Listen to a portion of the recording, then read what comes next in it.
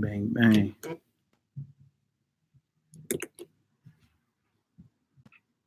Shabbat shalom, family. Shabbat shalom. All praises, glory, and honor to the Most High. I want to create and possessor of all things. Long live his anointed son in the hearts and minds of the faithful elect. Another headquarter Fridays, you know. We about to get it in, Most High willing. And may he be glorified and may his flock be edified. Y'all see the title, The Evil Spirits of Anger and Hatred, Part 2. Something that's plaguing Israel. We're gonna go over some more of the 12 patriarchs dealing with the brothers that was hating on Joseph and how hatred leads to murder and lawlessness. And then we're gonna deal with Saul's hatred for David, because he understood the spirit was taken from him and given to David. David was anointed. You feel me? And all Saul had to do was be obedient. That's the crazy part. All he had to do was be obedient on that last mission, and he halfway was obedient. Just like last night, we went to the brother that halfway completed his job, and the Most High destroyed him. Sent a lion to destroy him, you dig? So I'm gonna let y'all pile on in here. All praises, all glory, all honor to the Most High. I want to thank y'all for y'all prayers and support. Another honor and humility, Melchizedek Ministries. We about to get her done. All right, bang, bang, bang. We just chopping it up a little bit about the letters of Paul with some of the brothers and sisters that's sitting in the crowd. You dig? A lot of these brothers don't understand Paul or stay away from him or turn non-messianic on you. You feel me? And you feel me? That's really the problem out here, because he's not understood. You dig? If you want, Rock, if you can, grab 2 Peter for me. That one about Paul. 2 Peter 3:15. What is that, down to 18, something like that? Read it as loud as you can so it'll pick up on the mic. Can we be heard? If we can be heard, go ahead and throw a 7 up in the chat. Let me see if we can be heard first. And then we're gonna go. Turn that on down. I'm going off. Turn that down. If we can be heard, throw a 7 up in the chat. Let me shout some of y'all out on here. Let me see who all on here today. Bringing this Shabbat in. See what's going on here. Chantel Prescott, Shalom, Shabbat Shalom, Army of Israel Headquarters, Shalom, Yasha Alan Ashar, Shabbat, good Sabbath to you too. All right, the Heathen Report, Shabbat Shalom, Poppy, my sister Sonia, Shabbat Shalom, my sister. Deuteronomy 28 is truth, that's right. Shabbat Shalom, Marcus Yisrael, good brother. Print Blake, Shabbat Shalom, Hebrew.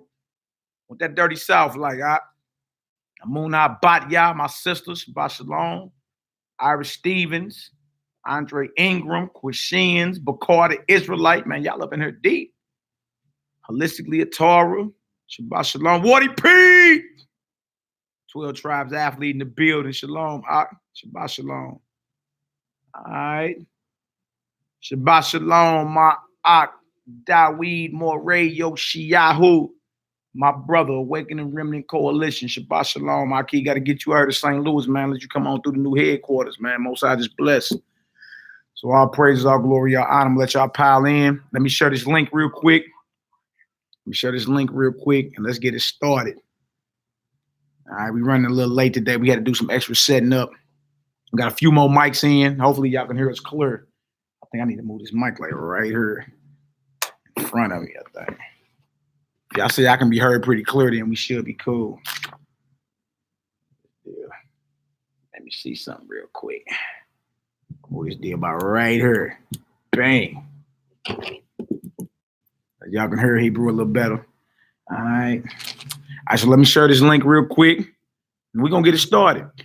Again, y'all forgive us for, the little brief delay. We got to get a few things going. All right. Let me see real quick. Bow. Yeah, so yeah, man, we was discussing basically right before we got started. A lot of people don't understand Paul's writings or Shaul. They don't understand him. They think he a sellout. Think the brother, flipped on his old fraternity. But what it was, he came to the revelation of the Messiah. You feel me? And once you come to that, it'd be like whatever else you had going on in your past life is done. It means nothing to you. You know what I'm saying? But the crazy part about it is you would think that Messiah, based off how they running it, these non-messianics, you would think that Messiah didn't teach the Torah. Like he didn't teach the laws and commandments of the Most High. They got you thinking Paul didn't teach the laws and commandments of the Most High. Oh, that's a lie. He was dealing with aspects of the Torah that the hypocrites did not want to deal with because it exposed them for the liars they were. You feel me? And that's why he became so much of a threat. And anybody likewise that believe in Messiah, you a threat out here to these so-called non-messianics, man.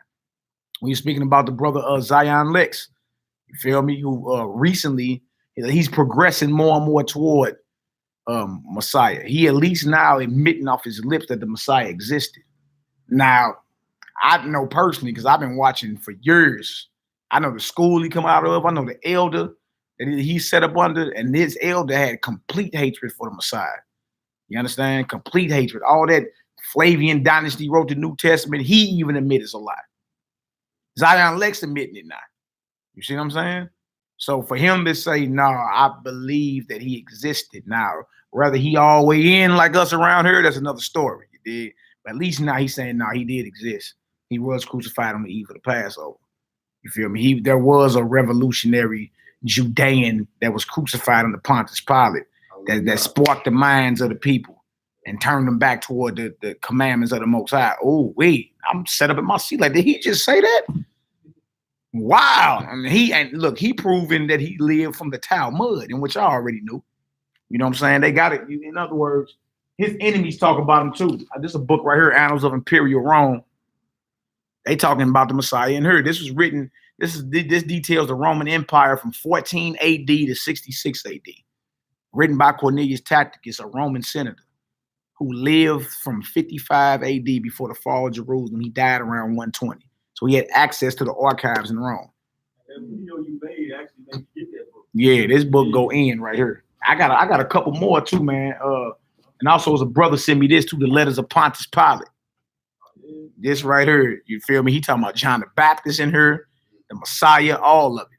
So it's a lot of talk for people that supposedly didn't exist. You know what I'm saying? And our enemies.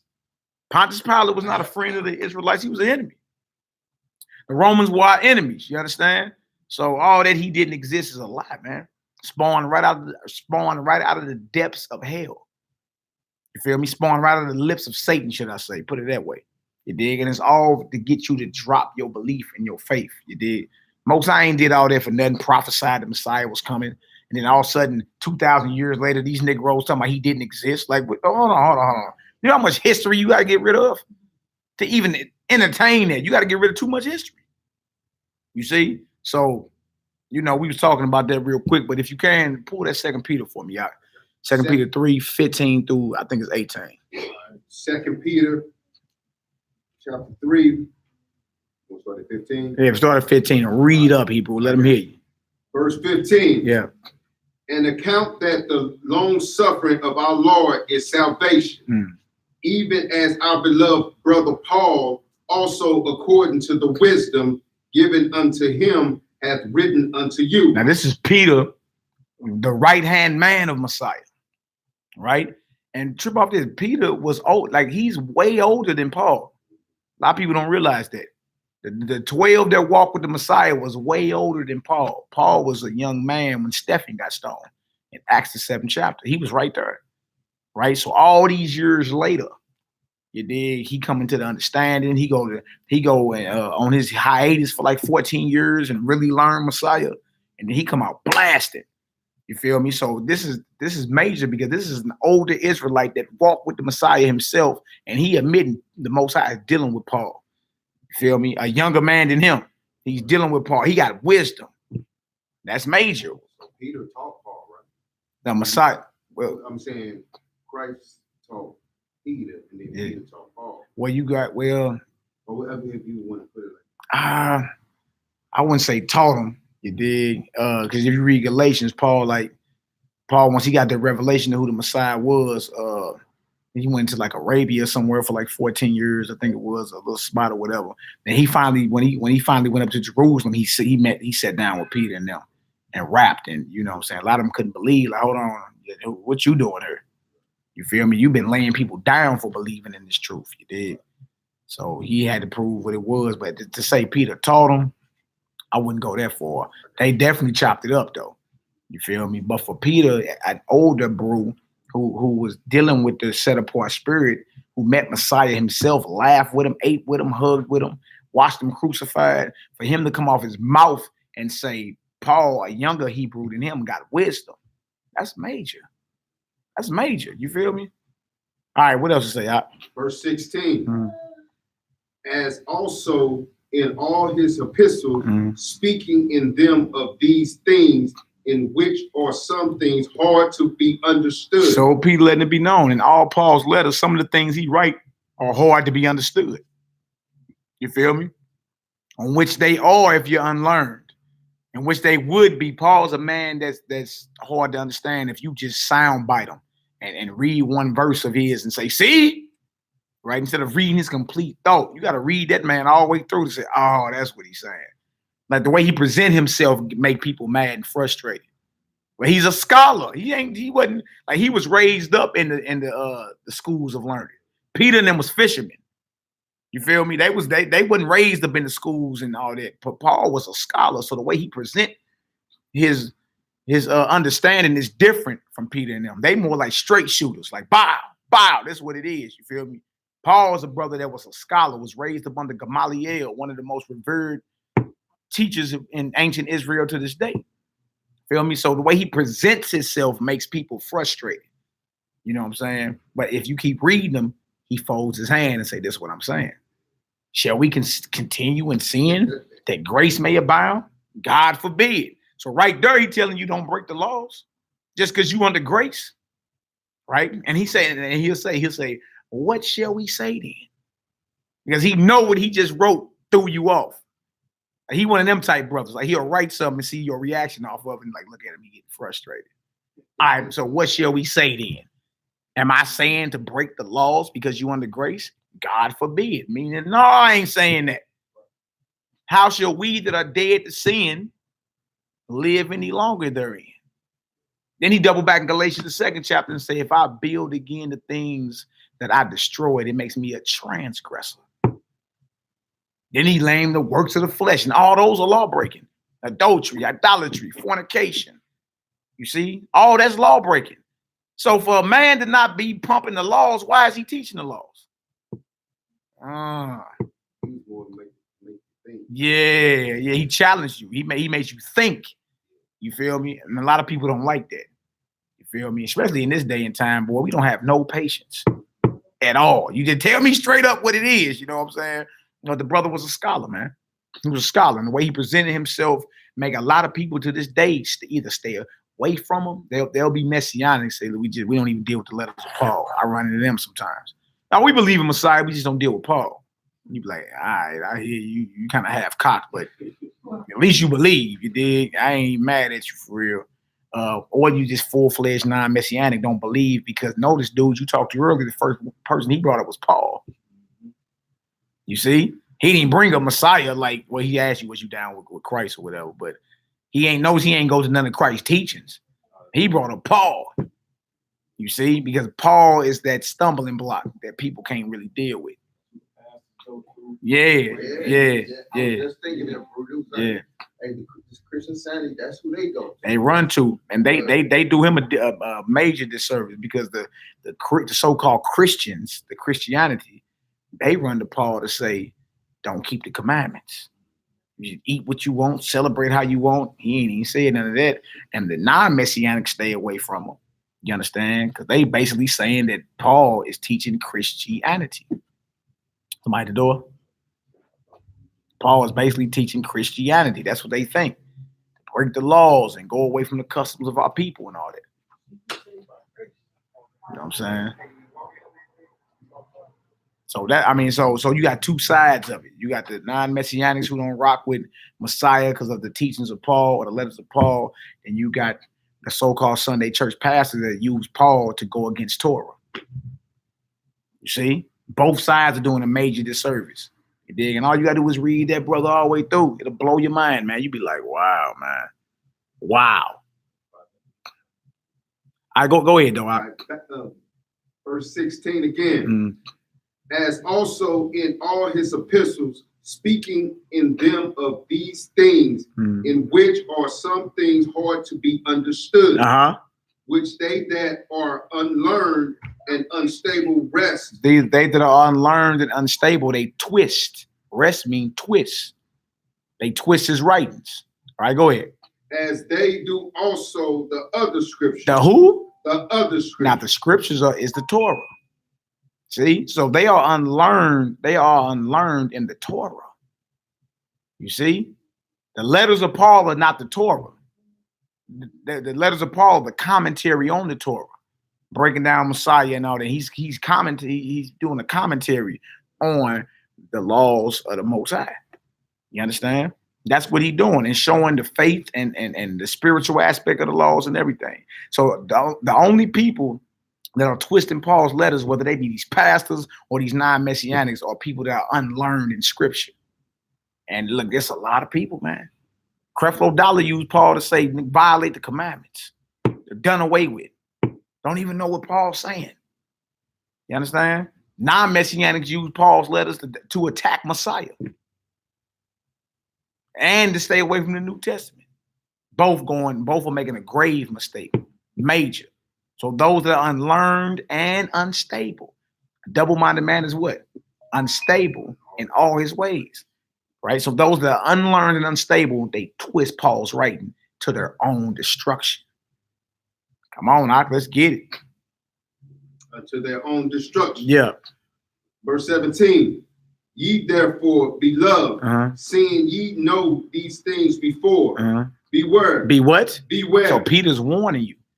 You know what I'm saying? Beware. Come on, lest ye also being led away with the error of the wicked. He called that the error of the wicked. He say, beloved, beware. Watch them that's twisting Paul's letters. You better watch them. Beware. Right? Unless you being led away with the error of the wicked. Trip off that. So these people that deny the Messiah and they try to use Paul as an scapegoat, that's wicked, man. That's an evil spirit. It's a spirit of error. All right, go ahead. Fall from your own steadfast, but grow in grace and in the knowledge of our Lord and Savior Jesus Christ. Yahweh Shai the Messiah. Go ahead. To him be glory both now and forever. Amen. Amen. Give me Acts. What is it? 24. Give me Acts 24, verse 14 through 16. That's a good one too. That's a good one too. All right, we're just chopping it up before we get into our topic, family. Good to see y'all in the World Live chat. Good to see our family present up in here today. All praises. All praises, all glory, all honor to the Most High. All right. And we was talking about before we went live and turned the camera on about the Ox Zion Licks and how now he's being, you know what I'm saying, his community and turned it, they are back on him because now he's at least confessing that the Messiah existed. Is he as full-fledged as us? No, not right now, but that's progress. I can't say that. Because I remember years ago, he was under the same spirit. He was like, he never existed, all that extra stuff. He was like, boy, what are you talking about? He never existed. Who told you that? Right? So then I click on the school where he come from because they go live on the Shabbat. And every other Sabbath, his elder, bro, got a dark spirit, man. He always talk bad about the Messiah. You feel me? Talking about he was laying butt naked in some lingerie with a little boy in the bed. I'm like, nigga, what scriptures is you reading? You understand? Man, he didn't say it. He just said it. And I'm like, hold on, what? Where y'all getting this from? Yeah. You know what I'm saying? That's evil, man. That's evil. You know what I'm saying? And they've been found liars. All you got to do is do a little research, man. You'll see.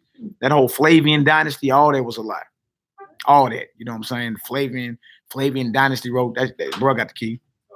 The Flavian dynasty wrote the New Testament and all that madness. You dig?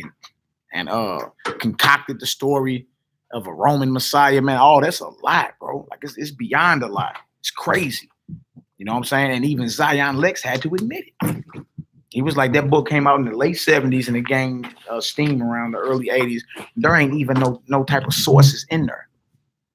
You feel me? No type of, okay, so if you put a book out, you should have your bibliography in the back, the sources where you're getting your information from. Right. They ain't even got none of it. You feel me?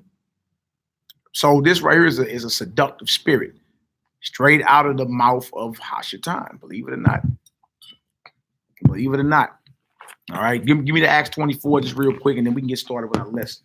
I just want to go ahead and chop it up with them real quick.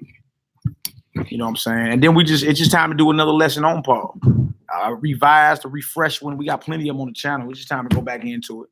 You feel me? That way you know how to combat these evil pastors, you dig, and these non-messianics.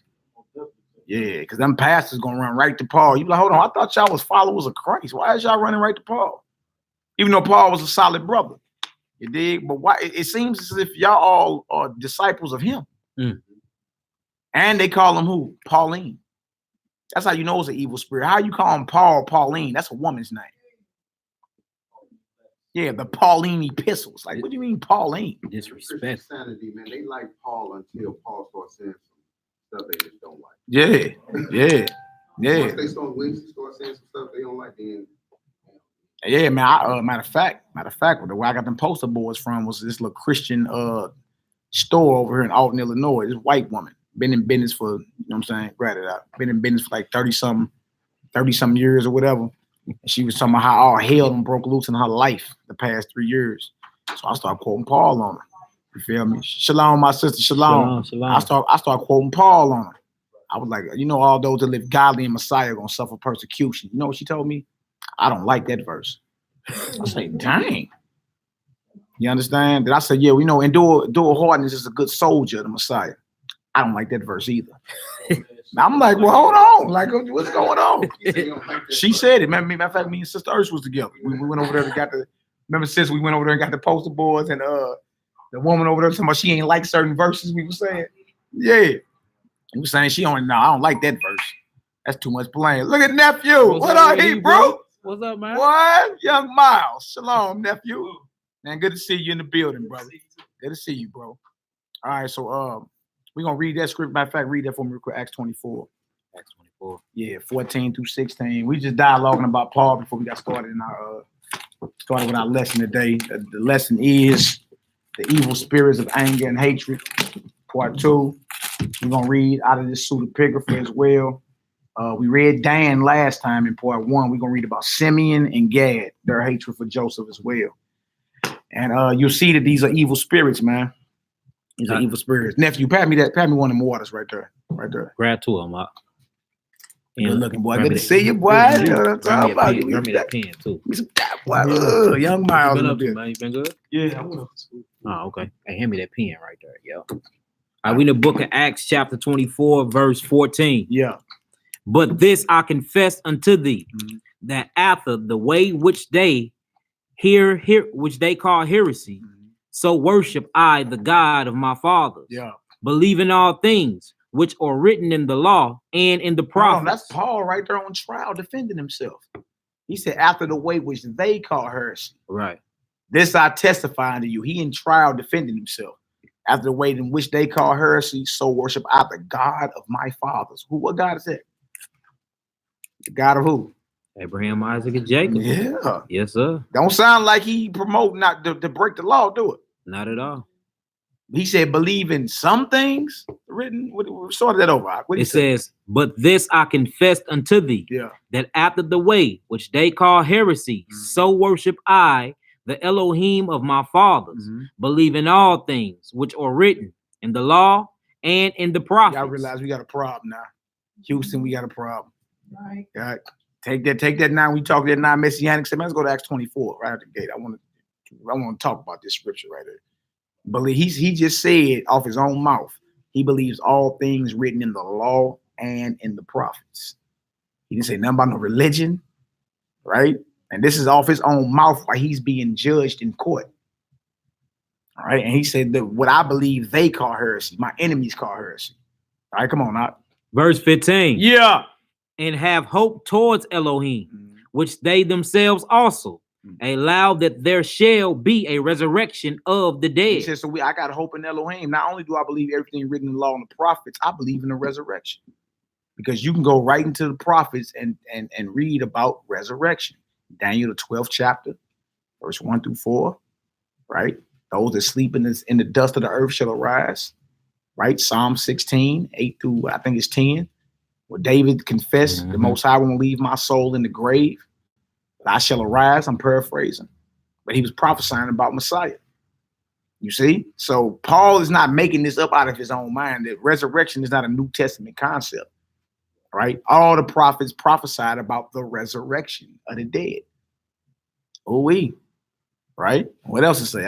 Both of the just and unjust. Flat out. Come on. 16.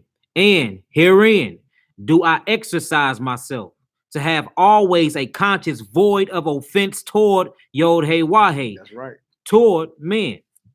Now, after many years. That's it for that. Okay. Give me one more. Acts 28. Give me 20 through 23. And then we're going to go ahead and get started. Acts 28, 20, 23. Yeah, Acts 28, verses 20 through 23. Just real quick, you just slap somebody up with Paul, and there's many more. You feel me? Paul say, know ye not that the unjust or the unrighteous shall not inherit the kingdom of God. Be not deceived, neither fornicators, nor adulterers, no blasphemers. All those are lawbreakers. What are you doing quoting the law if they claim that he taught to break the law? Why is he teaching the law?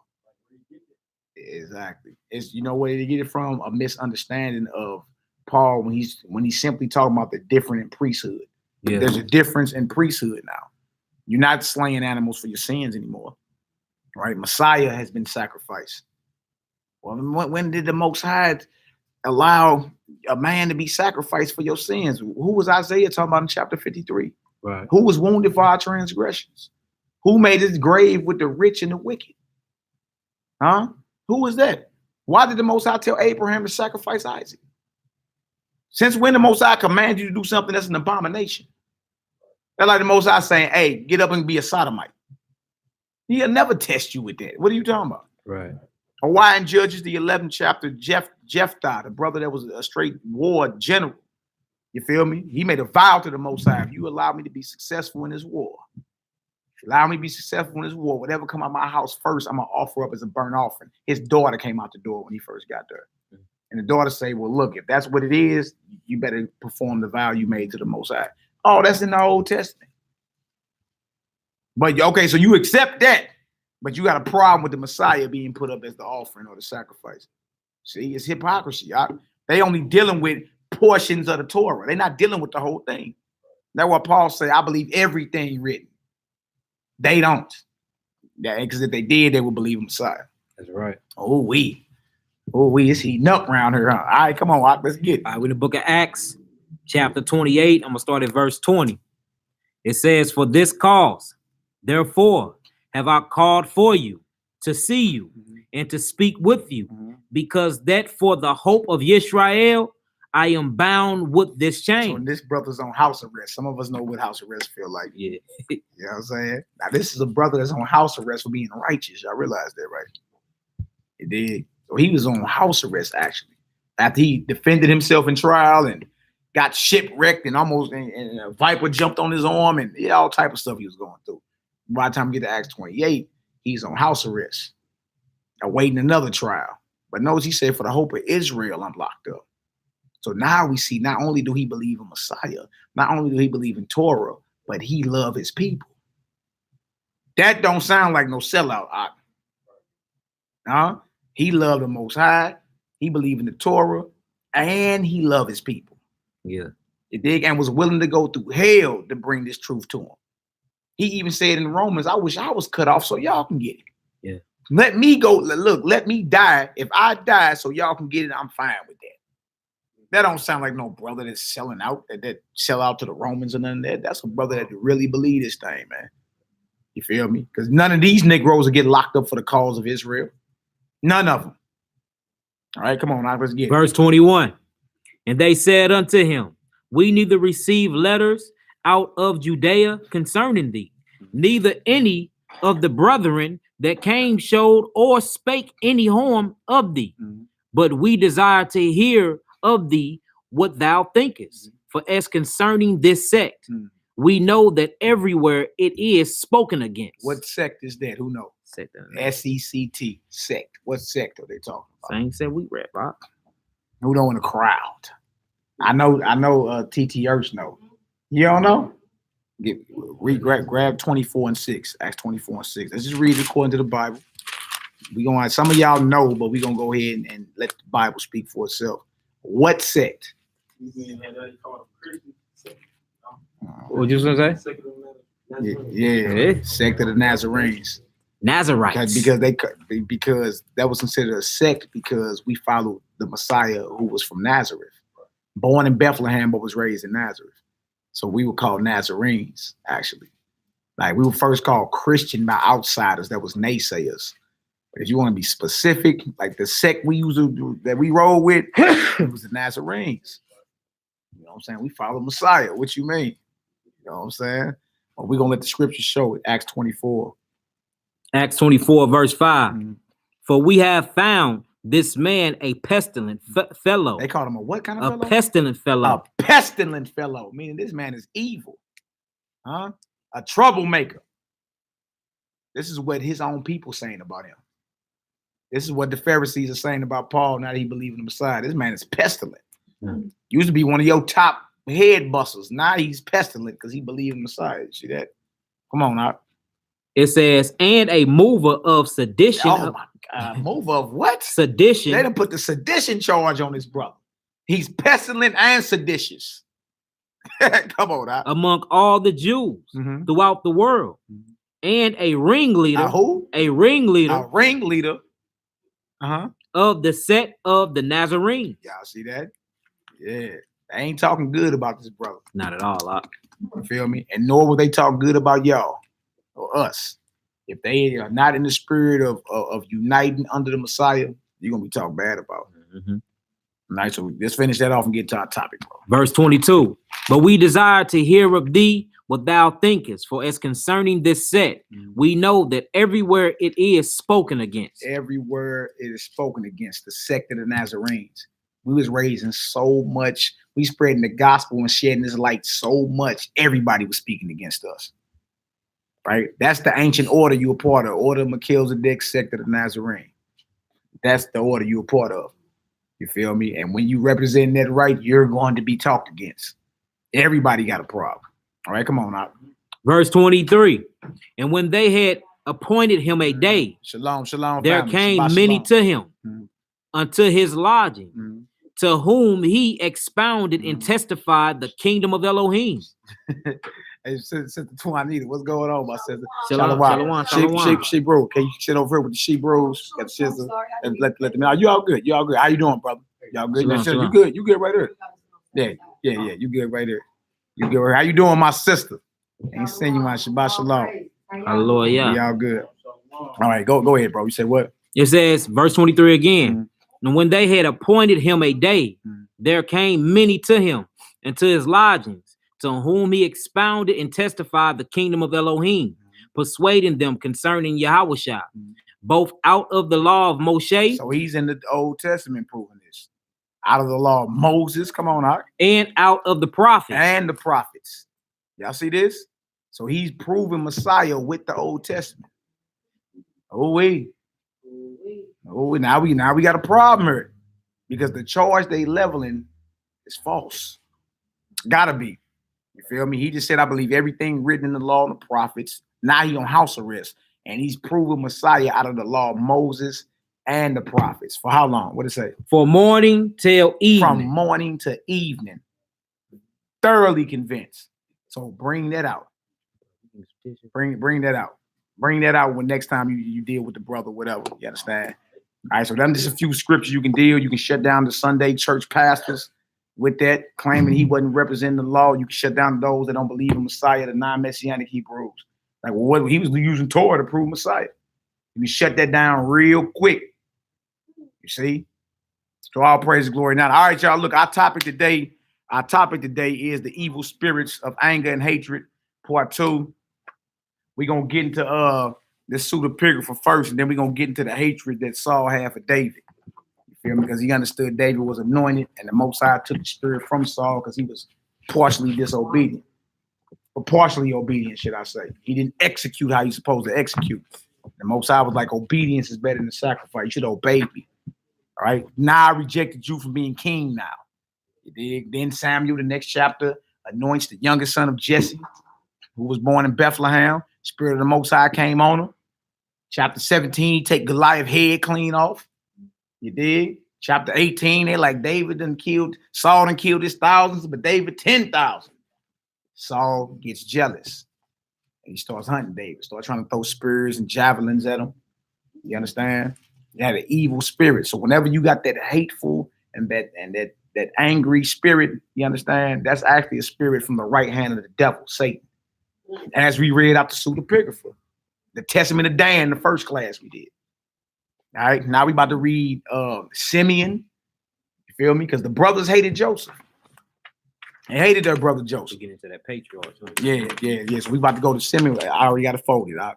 Right there is who is that? That might be Gad. That's the first fold. Yeah, right there. Go to Simeon.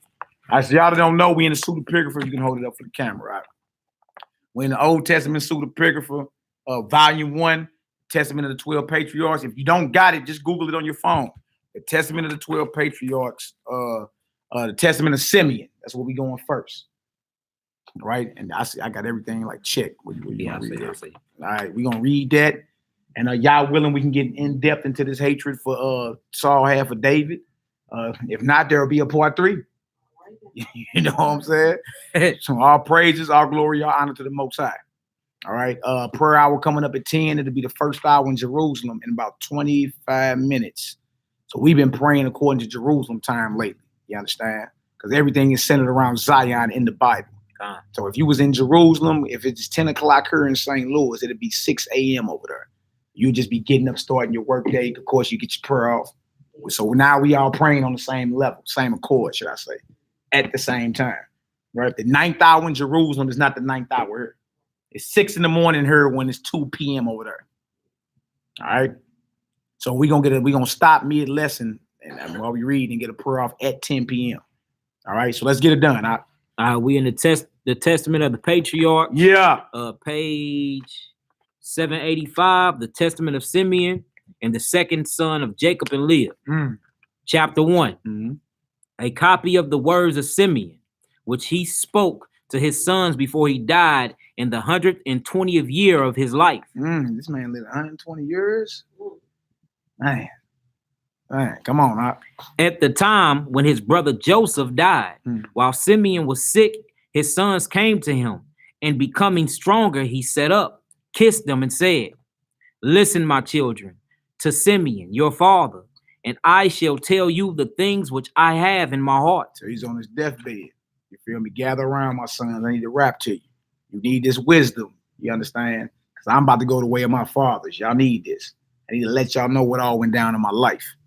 Right? That's how we did in the ancient world. You knew your father was about to gather his feet up into that bed. You better get there. You feel me? Because they give out blessings and all that. You feel me? You better be there. You know what I'm saying? All right, come on. Verse 2. Yeah. I was born of Jacob, a second son for my father and Leah. Right. My mother called me Simeon because Yod-Heh-Wah had heard her prayer. Because Shammai means to hear in Hebrew. That's his name. You feel me? The root word of his name means to listen. Shema Israel. All right. So the Most High heard Leah's prayer. You dig? And Simeon was conceived within her. All right. Come on. And I became extraordinarily strong. Ooh, this man was a strong brother, huh?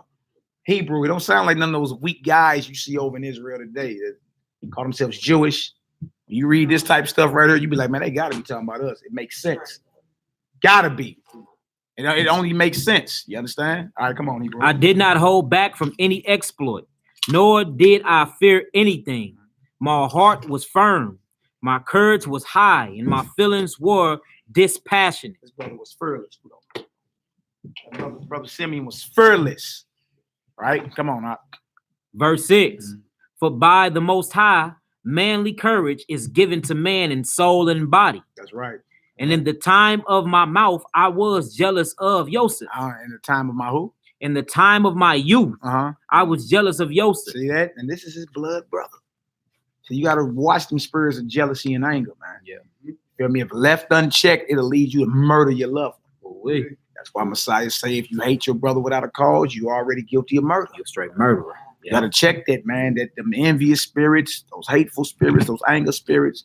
Well, if you read the Testament of Dan like we did last week, you'll see that all those spirits come from the right hand of Satan. From his chief prince, Bel-Er. We grew up watching the Fresh Prince of Bel-Air. Yeah, that's crazy. Huh? So basically, the Fresh Principality of Bel-Air. Bel-Air is a demon. Right. One of Satan's chief demons. Sit at his right hand. You understand? It sits at Satan's right hand.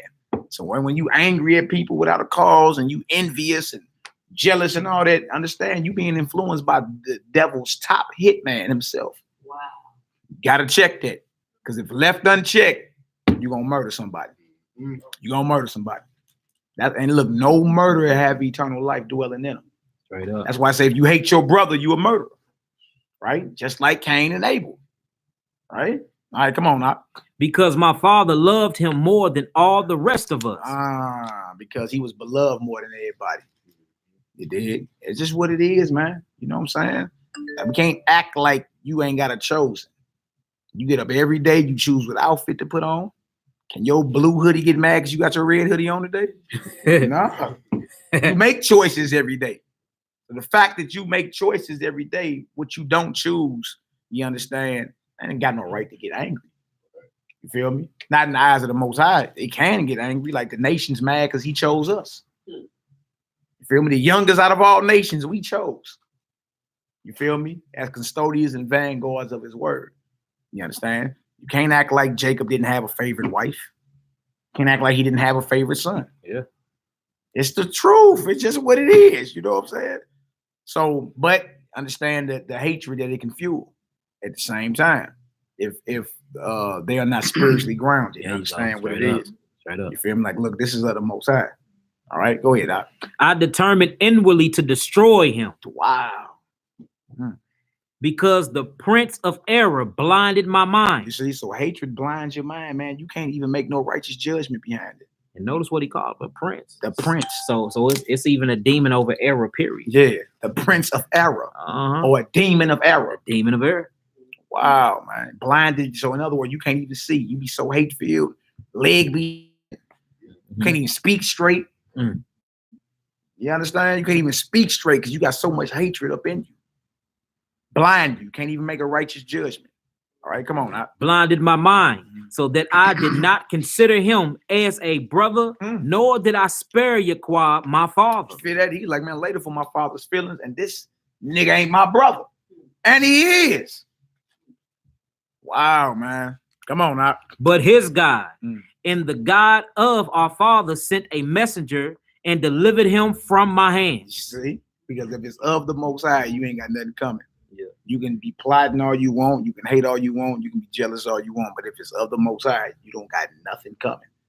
You'll be protected and you'll be afflicted behind it. All right, come on now. For when I went into Shechem to procure and deliver, hold on. For when I went to Shechem to procure an urgent, how you say that word? I say that right. I don't even know. Where you at? Right there. Unguent. I've never seen that. Unguent for the flocks. And Reuben went to Dothan, where the supplies and stores were. My brother Judah sold him to the Ishmaelites. Wow. Feel me? So Judah was in on it too. You fourth tribals. Huh? Now, okay. That opens our eyes a little more. Yeah. Because we be quick to sell somebody out, kill one of our brothers, especially if we can get a profit off of them.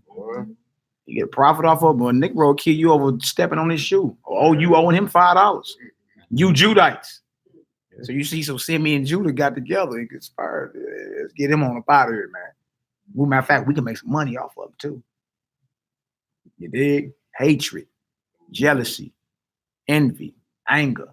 You feel me? All evil spirits that our nation is plagued with. We're plagued with that. You feel me? It's so easy to talk bad about somebody. Yeah. It's so easy to kick somebody when they down. It's so easy to spread gossip in a room about somebody. And we ain't even know. We playing with death. Yeah. You feel me? Because if caught at the right time, or should I say the wrong time, and you know ain't nobody looking, what you think you gonna do? Yeah. What you think you gonna do? When you get into the demonology book of Solomon, it says just alike God got 7 spirits of righteousness, Satan got 7 spirits of sin. Yeah. And one of the first ones was anger. You know what I'm saying? Pride, then anger. I mean, the first one was pride, then the next one was anger. When you get into the demonology book, the King James Version one. That's crazy, man. Yeah. You feel me? That's wild. So we need to realize when we feeling these things that, look, I'm being tempted by the adversary, right? Not like, today we all impulsive. You get bow-legged in the shoulders. You got me messed up. What's good then? Nigga, what's good then? You feel me? And it just be stupid, bro. What the Boondocks call it, a nigga moment. You know what I'm saying? It be stupid, man. You be like, bro, come on now, man. You done did all this, and now you sitting in a cell, not even as wide as this table right here, for the rest of your life. You feel me? Wondering if it was worth it. And you know it wasn't worth it. You dig? And how smooth, how slick the enemy is, boy. As soon as you do that, boy, he exits stage left. Yeah. And you be sitting there like, I can't believe you. You black out. Right. You black out, man. You feel me? That's the enemy. If you are plagued with that, you need to fast. You dig? And we need to pray over you, actually. You dig? We need to pour some oil over your head. We need to pray over you. You dig? You need to fast. Yeah. You need to get that up out of you. You feel me? Like you go on 3-4 day fast, dry. Don't eat nothing, don't drink nothing. Yeah. Get that gone. You feel me? Because if left unchecked, wait. All right, come on, Knock, let's get it. When Reuben heard this, he was sorrowful, for he wanted to restore him to his father. But when I heard it, I was furious with Judah because he had let him go away alive. See, Simeon, like, look, I was trying to kill that boy. That's crazy. Your own flesh and blood. They love brother. That's crazy. I Simeon, like, man, I'm mad because you. What you mean you sold him? We was supposed to bury him. Dang, yo, straight brother, man. Like, what? That's deep. You feel me? That's something that we are plagued with as a people, and we got to get that going, man. And look, these type of things don't just pop up. You don't just pop up, wake up, yawn with your breath and say, you know what, I think I'm going to murder today. You been had it on your mind. You been plotting that. Yeah. You been in your mind like, I can't stand his wide nostril, shiftless, lazy. Look at him. He think he better than somebody. Most definitely premeditated. It's definitely premeditated. Oh, how we know the whole time these are evil spirits sent from the right hand of the enemy. You feel me? Cause all type of chaos. Come on, let's get it. For 5 months, I was angry with him. Yod-Heh-Wah-Heh bound my hands and feet. Oof. However, and thus prevented my hands for performing their deeds. Because for 7 days, my right hand became partly withered. I knew, children, that this had happened to me because of Yosef. So I repented and wept. Then I prayed unto Elohim, that my hand might be restored, and that I might refrain from every defilement and grudge and from all folly. For I knew that I had contemplated an evil deed in the sight of Yod-Heh-Wah-Heh. So he realized, you see, the Most High jack you up physically. Withered that hand. You know what I'm saying? Withered his hand, bound his hands and his feet for 5 months. Like, you better kill nothing, boy. Then withered his hand up. Yeah. All because you got hate up in you. You feel me? So be careful. Big. Especially in the whole time, Joseph maintaining his integrity. Yeah. He don't hate his brothers behind it. He ain't whispering like, man, you got me messed up. He's praying for him. You know what I'm saying? Like, he's straight. So that's why now we know when Paul saying in Romans, you know, if your enemy hunger, feed him. If he thirsts, give him a drink. If so, you heap hot coals of fire on his head. Quickest way to get your enemy up off of him is to pray off you is to pray for him. That's how you bang in the spirit. That's how that's a spiritual law. That's how you bang. You feel me? Pray for those, love those that hate you, bless those that curse you. You even heal quicker like that. You can't heal in your body if you angry and you're hateful. It's a fact. And if you doubt, you'll never heal. You feel me? But if you sit back and just say to yourself, I love those that hate me, I pray for those that spitefully use me, and I bless those that curse me, you'll feel better on the inside. He wasn't teaching you to be soft. He was teaching you how to heal. Right. He was teaching you how to wage war in the spirit. You dig? So being Joseph, even though his brothers hated him, he maintained his integrity and kept that spiritual law right there, right? And guess what? Simeon gets bound up. He can't even do that. See? Now, these are better results because this makes Simeon repent later on. You feel me? Then, nigga, what's good then? That don't do nothing. You feel me? That ain't gonna do, that's adding fire to fire. Somebody gonna get destroyed behind it. But if the end game is for him to be afflicted so he repent of his error and you gain your brother in the end, that's the outcome you want when you're done talking. You want that spirit off him. Well, how do you do that? by repaying evil for good. Right. And these are spiritual laws. People don't like to deal with it. Nigga, that sounds soft. Then why was Simeon bound up? You feel me? For hating on Joseph. And Joseph maintained his righteousness. Wait till we read the Testament of Joseph one of these days. You'll be like, man, that brother was solid. Yeah. I don't think I could have, I mean, I was just speaking as him. I don't think I could have been that solid that long. Not like that. Right. You feel me? Y'all, my brother's finna have to feel me. We finna be wrestling or something. Then we finna bang him. Like, nigga, you gotta be messed up. This man, I'm talking about, he was in jail for 12 years on a free case. You dig? Like, and the whole time he maintained his integrity, man. He never cursed his brothers. You dig? He prayed for him. When you get in that jail, shit, Hebrew, the night before they sold him, they left him in a cave with all serpents, you know what I'm saying, and scorpions, and he was crying the whole night. Them brothers were so wicked, they left and went so far to the point to where they couldn't hear him crying. You know what I'm saying? So talking about hatred, man, like that's messed up. You call it pure unadulterated hatred. Unadulterated hatred. You heard that? Unadulterated hatred. You dig? And he maintained his integrity, man. Yeah. And look what happened with him. He got rose up and became the most powerful man in the earth. Yeah. You feel me? That's the outcome you want. You feel me? At the present time you going through it, you may be like, man, that don't feel good. I can't believe these niggas did it. Then he get down to Egypt, and the woman was lusting after him so bad, she threw a free case on him. Then they tried to rape him. Trying to rape it. Like this woman, as you get in the jail, like you say, right?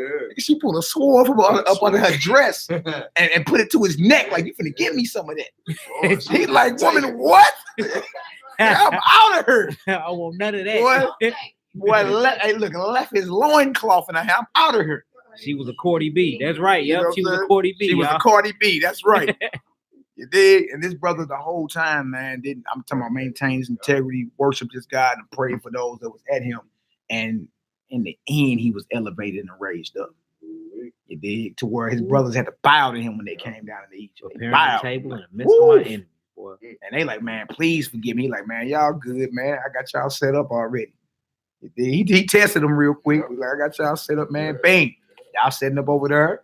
You know what I'm saying? Y'all got the best part of the land.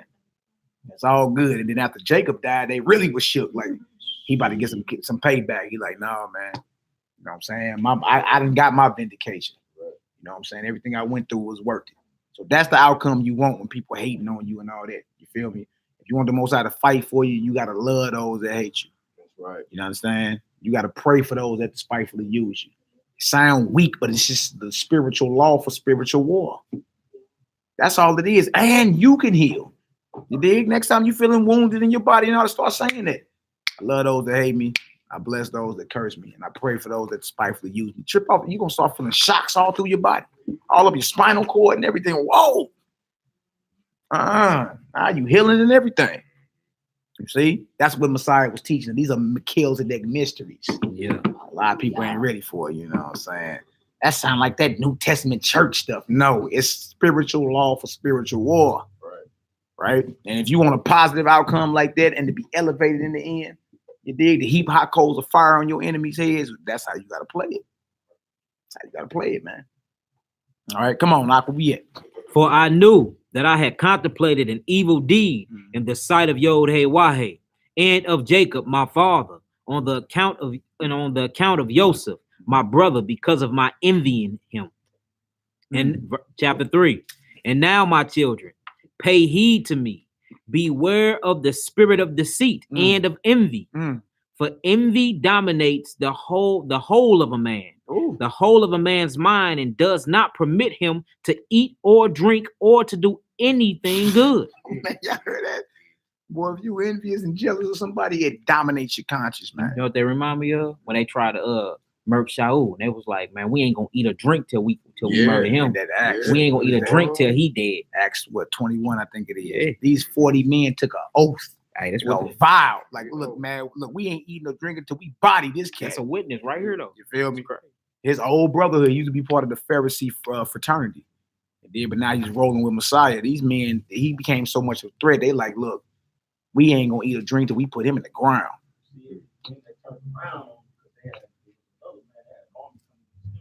Yeah. Real talk, bro. But then his nephew overheard it and ran and told him. Like, hey, hold on. Look, don't go on down there. You tripping. They about to kill you. So then, they took his nephew, told him to the cat that was over 1,000 soldiers, and he put out like 200 footmen, so many horses. Like, man, get Paul up out of here. You see? So yeah, man, envy, hatred, and all that blind you, man, to where it dominates your mind. You wake up with it, dreaming about it. I can't stand him. Right? And then we coming into the Passover too. That's really the wrong time to be in the spirit like that. The Most High jack you up. Oh, he will. He will. All right, come on. Whether it keeps prodding him to destroy the one who he envies. It says, whenever the one who is envied flourishes, the envious one languishes. Out of the fear of Yod-Heh-Wah-Heh, I chastened my soul by fasting. You see what he did? For 2 years. For who? For 2 years. Fasting 2 years. He must have been doing intermittent fasting. Intermittent fasting, you know what I'm saying? Fast for 16 hours, eat light for the rest of the day, right back at it. Yeah, eat nothing but bitter, no wine touch your tongue, no sweets, no dainties, none of that. Yeah. Real talk, man. Come on, Hebrew. And I came to know the liberation from envy occurs through fear of Yod-Heh-Wah-Heh. The liberation of envy, to be liberated from an envious spirit, comes through fear of the Most High. Only way you're gonna be free from that. You feel me? And he realized, that shows you he realized he had a spirit that was tormenting him. So I gotta fast, man. I gotta get this up off me. 2 years, boy. You feel me? 2 years straight. I mean, it must have been down to his bone gristle, boy. 2 years. Yeah, I gotta get this about me. You dig? Because that means he understood the spiritual law for spiritual wars. He understood it. And that lets you know a 24-hour fast won't get demons off. You gotta go. You gotta go hard till it's go. You gotta starve him out. Yeah. Which one go ahead, sister? When you said, quote, bless those who spitefully use me. I'm paraphrasing. Is that also the same as when Christ said, Father, forgive them for they know not what they do? Yeah, that's exactly the same way. The Messiah said that. I have to connect it to the 7 last sayings for me because I'm always getting kicked. You know what I'm saying? Sometimes I can't utter that. Yeah. So I got to kind of take the even lower road because he was a man of many sorrows. Yeah. That's true. And then Stephen, when he was being stoned by his own people.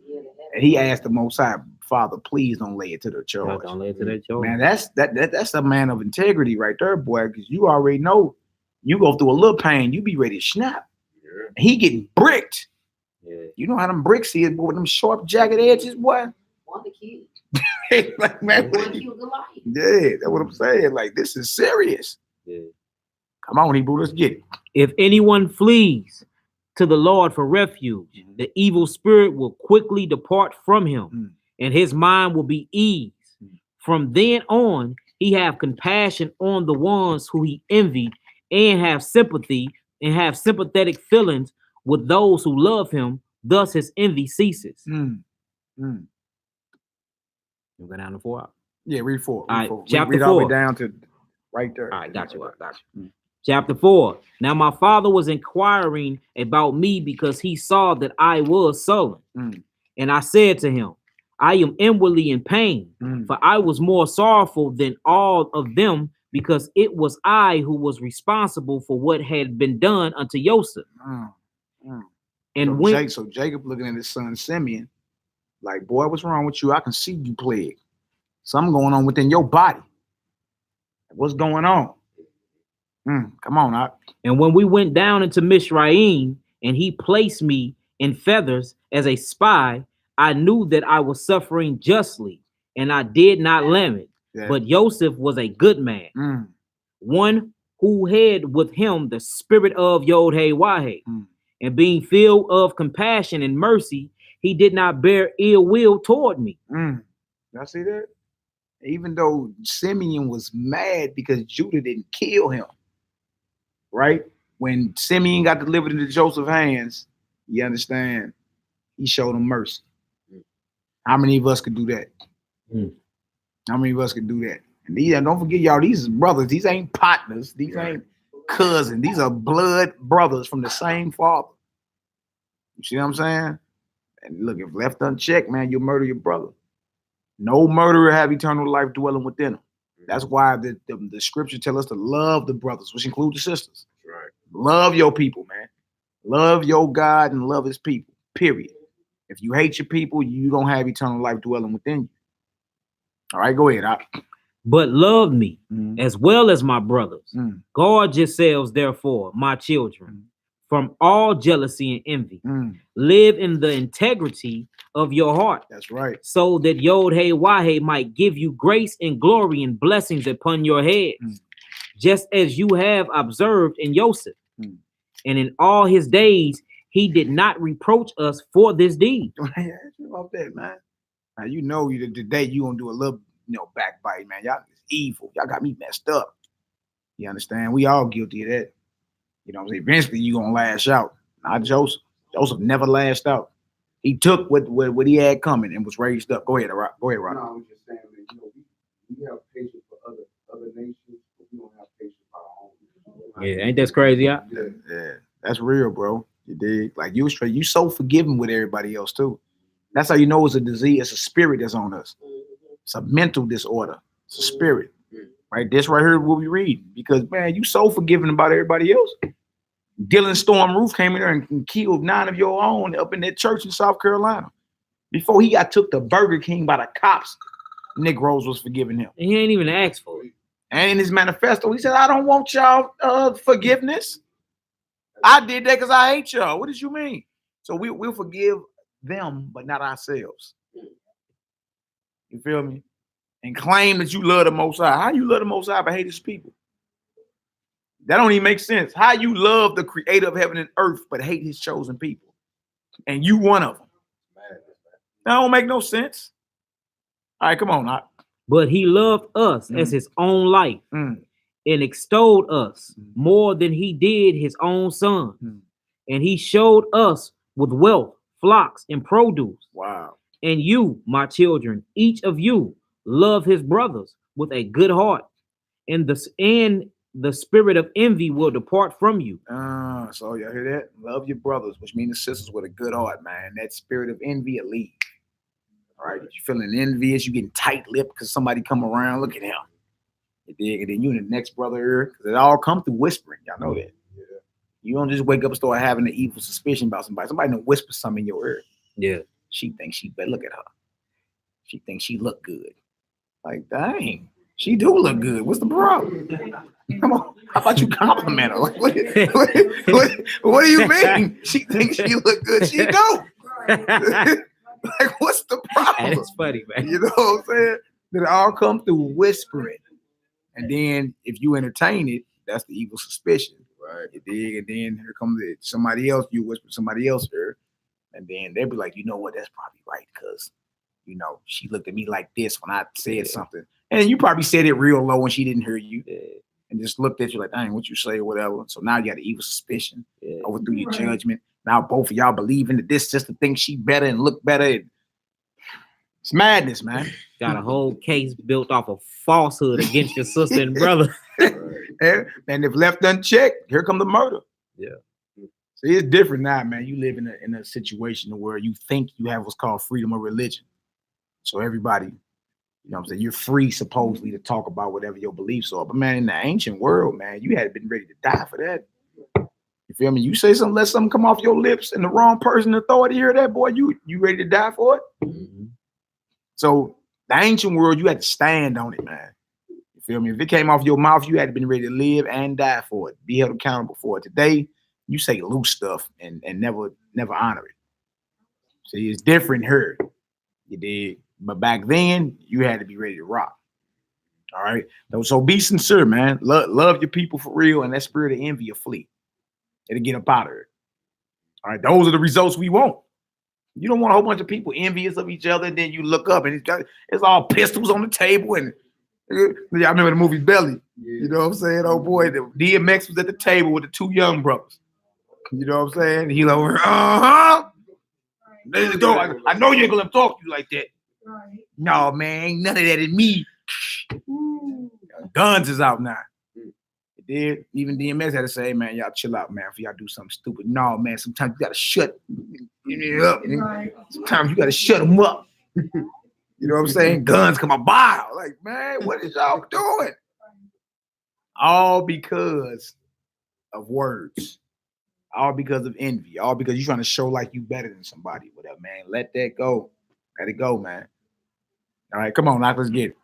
For that attitude makes the soul savage and corrupts the body. Oh, what? And corrupts the body. It makes your soul a savage and it corrupts your body.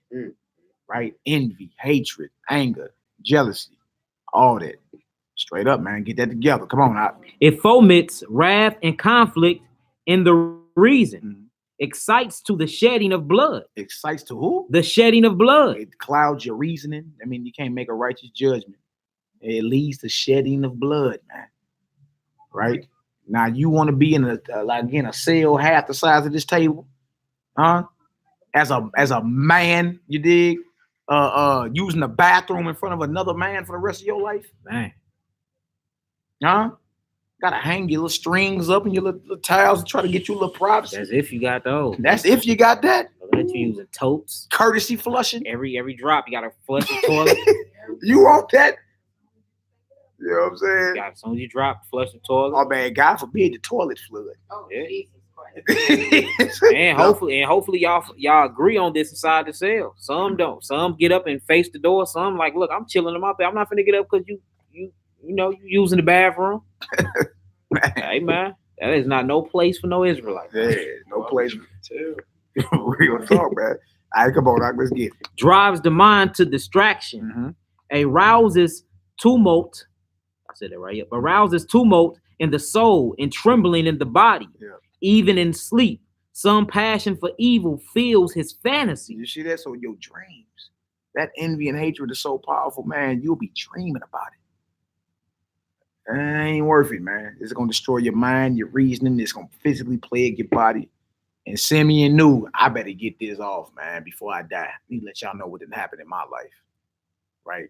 He's confessing, getting them sins off his chest. You feel me? Before he go to way and sleep that eternal sleep. I gotta get this off me. Got to. You feel me?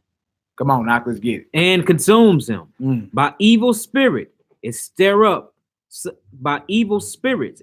his soul and fills his body with terror. Oof. And distressed, it rouses his mind from sleep. Oof. And like an evil, penetrating spirit, so it manifests itself into human beings. Wow. Yeah, hear that? Manifest will reveal itself in the man. Because the spirit needs a host. Needs a body. To accomplish, you feel me, what it is it was sent for. Needs a body. It needs a body. And so who's willing? You willing to go that far?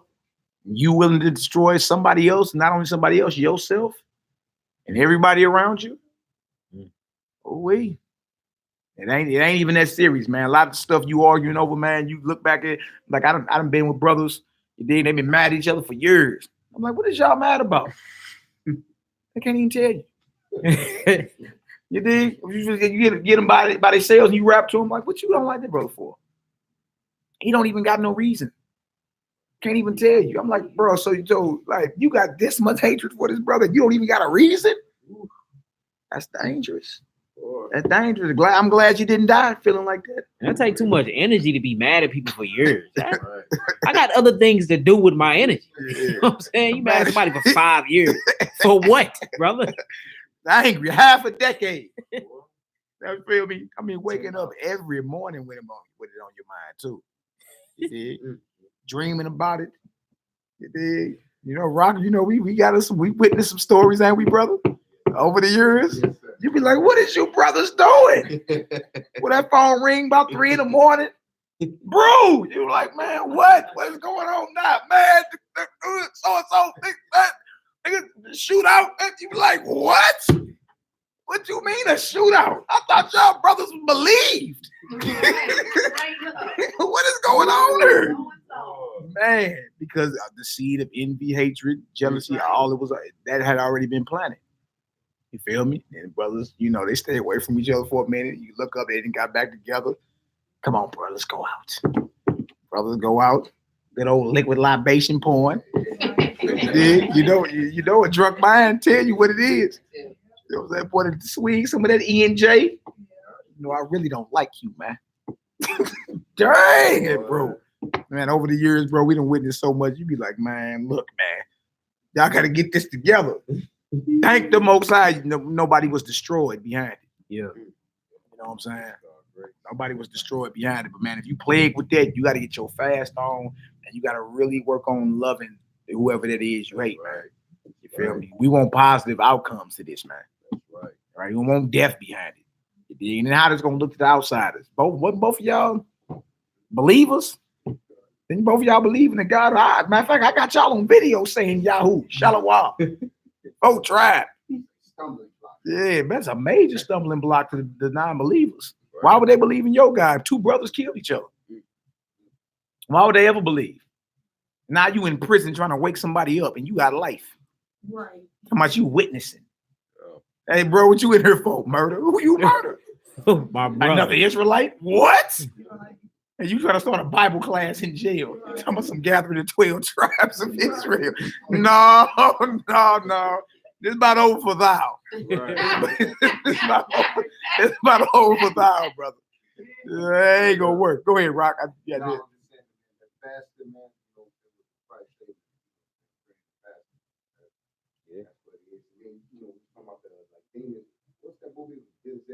Fallen. That's one of my movies there, boy. Especially once you came to the understanding of what it is. You be like, man, let me rewatch that. That's how these spirits be bouncing around. If you ain't careful, man. Just like that, you can see it. Somebody get mad real quick. Just in the moment, they just got upset. Yeah. Major league upset. Call them hotheads. All right, come on, Hebrew. All right, chapter 5. Yep. Then we're gonna get this crowd. Yep. Because nothing evil resides in Joseph. You see that? Joseph had nothing evil in him, man. All right. Yeah, he maintained it. He did, and the Most High fought the battle for him. That's what you want. That's what you want. You feel me? See, the reason people don't like that is because you gotta have patience. Right. You feel me? Yeah, it's pride, and you want the judge. You want vindication. Nah, I want him to feel me right. Nah, what you mean? See, you gotta have patience. Joseph had to wait, man. What, 12 plus years? Got into Egypt when he was 17. Did a 12-year bid in jail. He did from 18, 12 on that to 30. By the time he was 30, he was raised up as the most powerful man in the earth, second only to Pharaoh. But he basically ran Egypt and the entire world. You know what I'm saying? He had to have patience for 12 long years before the Most High revenged him in the sight of his enemies, in the sight of his brothers, to where it was evident the Most High raised him up. Right? So he had to maintain that innocence and that integrity for 12 years. You dig? So that shows you too that this thing they don't go on today and over tomorrow. That's right. Somebody hating on you today, you feel me? You gotta be prepared to go as long as Joseph need be and maintain your integrity. Love you too, bro. You dig? Praying for you too. You know what I'm saying? Like we all gotta learn that. You gotta be prepared to go years before the Most High raise you up, like bow, and it's evident. And your enemies just be like, oh man, they bow their head. Like, man, please forgive me. You understand? But that's the outcome you want. All right, go ahead, Doc.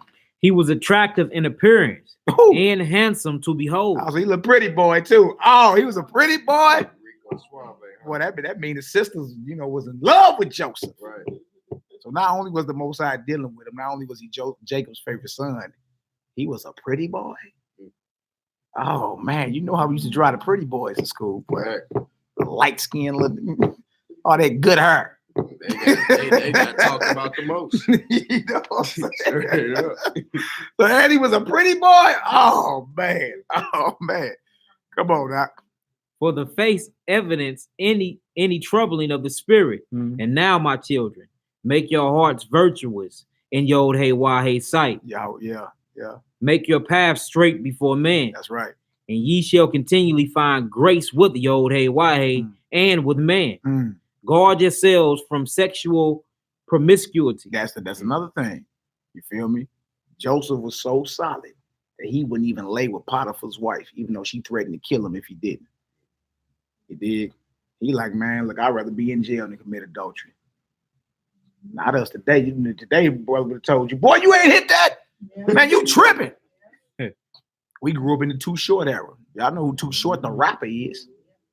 You know who that is. You know who that is, boy. He wasn't talking nothing about no marriage. Oh, no. Too Short wasn't talking about no marriage. No, he was talking about laying with everybody woman. Right? So you got to guard yourself from that too, man. The Most High holds us to a high standard when it comes to sexual relations and all that. Right. Any other, now, if you want to be loose, any other God will let you get that off. Kama Sutras and all that extra, and you know, label whatever. And sex magic, not this guy here. Now go ahead, Rob. I was just going to second witness that with Genesis 39 and 9. Go ahead, bro. Bring it up. Bring it up. Let me go to verse 8. It says, but he refused and said unto his master's wife, behold, my master rotteth not what is with me in the house. And he had committed all that he had to my hand. There is none greater in this house than I. Neither hath he kept back anything from me but thee, because thou art his wife. How then can I do this great wickedness and sin against God? Flat out. I just want to say, man, even though that was the Egyptian, another nation, still got it right. Yeah, they're right. And so they killed that doctrine too. Is some brothers saying that you ain't got to keep the law with the other nations. Where is you reading that at? Yeah. You feel me? Like you got the right to go lay with this heathen wife just because he of another nation. No, you going off. You still, in other words, that's still loving your enemies. What is love? The keeping of the commandments. You see, you still got to be lawful with the other nations. You ain't got the right to go steal from him just because he's not an Israelite. You feel me? Some brothers teach that. Yeah. Man, he a heathen, take it. You're like, bro, look, you was going off, man. I mean, I first got into the truth. When I first got into the truth, I was a young buck. But I heard this before I met y'all. It was like, yeah, you know, the crackers, they can eat pork. You just can't eat pork. The dietary law is just for Israel. Everybody else can eat whatever they. I'm like, huh? They don't even sound right if they gonna be. You know what I'm saying? Yeah. What about the stranger that sojourn with you? Yeah, man. Yeah, you gotta be lawful. You can't be. You don't got no badge to do evil just because they from somewhere else. Like what? Look, the God that we serve is into justice and righteousness. That's right. Equity, meaning he's fair. Yep. You did. You ain't got no right to go rob no bank because it's owned by a heathen. Like, man, That's ours. That's ours. Hey, they just be my mindset though, boy. That's ours anyway. That's ours anyway. They gotta come to us anyway in the end. Yeah, we're gonna speed the process up real quick. No, don't get caught out here left field. Stole us from our homeland. Why not? Yeah. Stop it, man. Back in the earth. Hey, you feel me? So again, guard yourself from that because there's some brothers that actually teach that. I've ran across a lot of crazy understandings. You be like, boy, stop it. You know good and well you ain't finna go over there and take that anyway. You stop lying. Right. Well, you be under the ground. And most I allow the heathen to body you, put you under the ground for that. All right, come on out. Because fornication is the mother of all wicked deeds. Oh. It separates from God and leads man to Belial. Yeah, right. Bel-Air. That's the right hand principality at the right hand of Satan. Bel-Air. Belial. Like the fresh prince of Bel-Air. All right, y'all, we can get a prayer off. Jerusalem is toward that corner right there. And what we gonna do, we're gonna read the Yahweh's prayer in Hebrew, and then we're gonna read it in English. All right, so if you know what I'm saying, repeat after me. If not, just keep it in your spirit. You dig? And you know, once you listen long enough, you'll be able to catch it. All right, how we looking? Everybody good? Jerusalem is toward that corner. Toward that corner. If you can, Hebrew, uncover your top of your head for us. That's 1 Corinthians the 11th chapter. We'll rap with you about it. All right, right here. All right, we all good? Face the corner. All right. Repeat after me. Abinu. Abinu. Shabbat Shemayim. Shabbat Shemayim. Yit Kadesh. Yit Kadesh. Shimka. Shimka. Tabo. Tabo. Malkuteka. Malkuteka. Yeyase. Yeyase. Ratzonka. Ratzonka. Shabbat Shemayim. Shabbat Shemayim. K. K. Baaret. Baaret. Et Lakim. Et Lakim. Kukenu. Kukenu. Tain Lanu. Tain Lanu. Hayo. Hayo. Uslak Lanu. Uslak Lanu. All. all, Kataenu, Kataenu, Kamo, Kamo, Shelsukin, Shelsukin, Gam, God, Anaknu, Anaknu, Lakotin, Lakotin, Lanu, Lanu, Wa'o, Wa'o, Tabienu, Tabienu, Lide, Lide, Nisayo, Nisayo, Ki, Ki, In, Kotzenu, Kotzenu, Min Hara, Minhora, Kilaka, Kilaka, Hamamlaka, Hamamlaka, Wahabura, Wahabura, Wahati Faret, Wahati Faret, Laome, Laome, Olami, Olami, Amen, Amen, Hallelujah, Hallelujah, Hallelujah, Hallelujah, Hallelujah. Hallelujah, praise the mighty Yah. In English, our Father, in heaven, holy is your name. Holy is your name. May your kingdom come, May your kingdom come, and your will be done, and your will be done on earth, on earth as it is in heaven. as it is in heaven. Give us this day, Give us this day our daily bread, our daily bread, and forgive us and forgive us our sins, our sins, as we also have forgiven those have forgiven who those sinned against who us. sinned against us. And lead us not into temptation, And lead us not into temptation, but deliver us but deliver from us the evil one. from the evil one. For yours is the kingdom, For yours is the kingdom, and the power, and the power, and the glory, and the glory, forever, forever, and ever. and ever. Amen. Amen. Hallelujah. Hallelujah. Hallelujah. Hallelujah. Hallelujah. Hallelujah. Praise the mighty Yah. Yahoo. Yahoo. Get her done. Christ Get is her king. done. Christ is king, baby. Yahoo. It's on you now. Push. Let me just Let's get it. All right, this is what we're going to do right here. And for y'all that don't know, we reading out the 12 patriarchs, 12 sons of Jacob when they were on their deathbed. It's found in the Pseudepigrapha, volume 1 of the Old Testament. All right. And a lot of the brothers on their deathbed are confessing the hatred they have for their brother Joseph. That's why the next class is the evil spirits of anger and hatred. All right. So we just read Simeon. The last class we did over this topic, we read Dan. Dan had major league hate for Joseph. Oh. Then we just read Simeon. Now we about to read Gad. All right. Go ahead.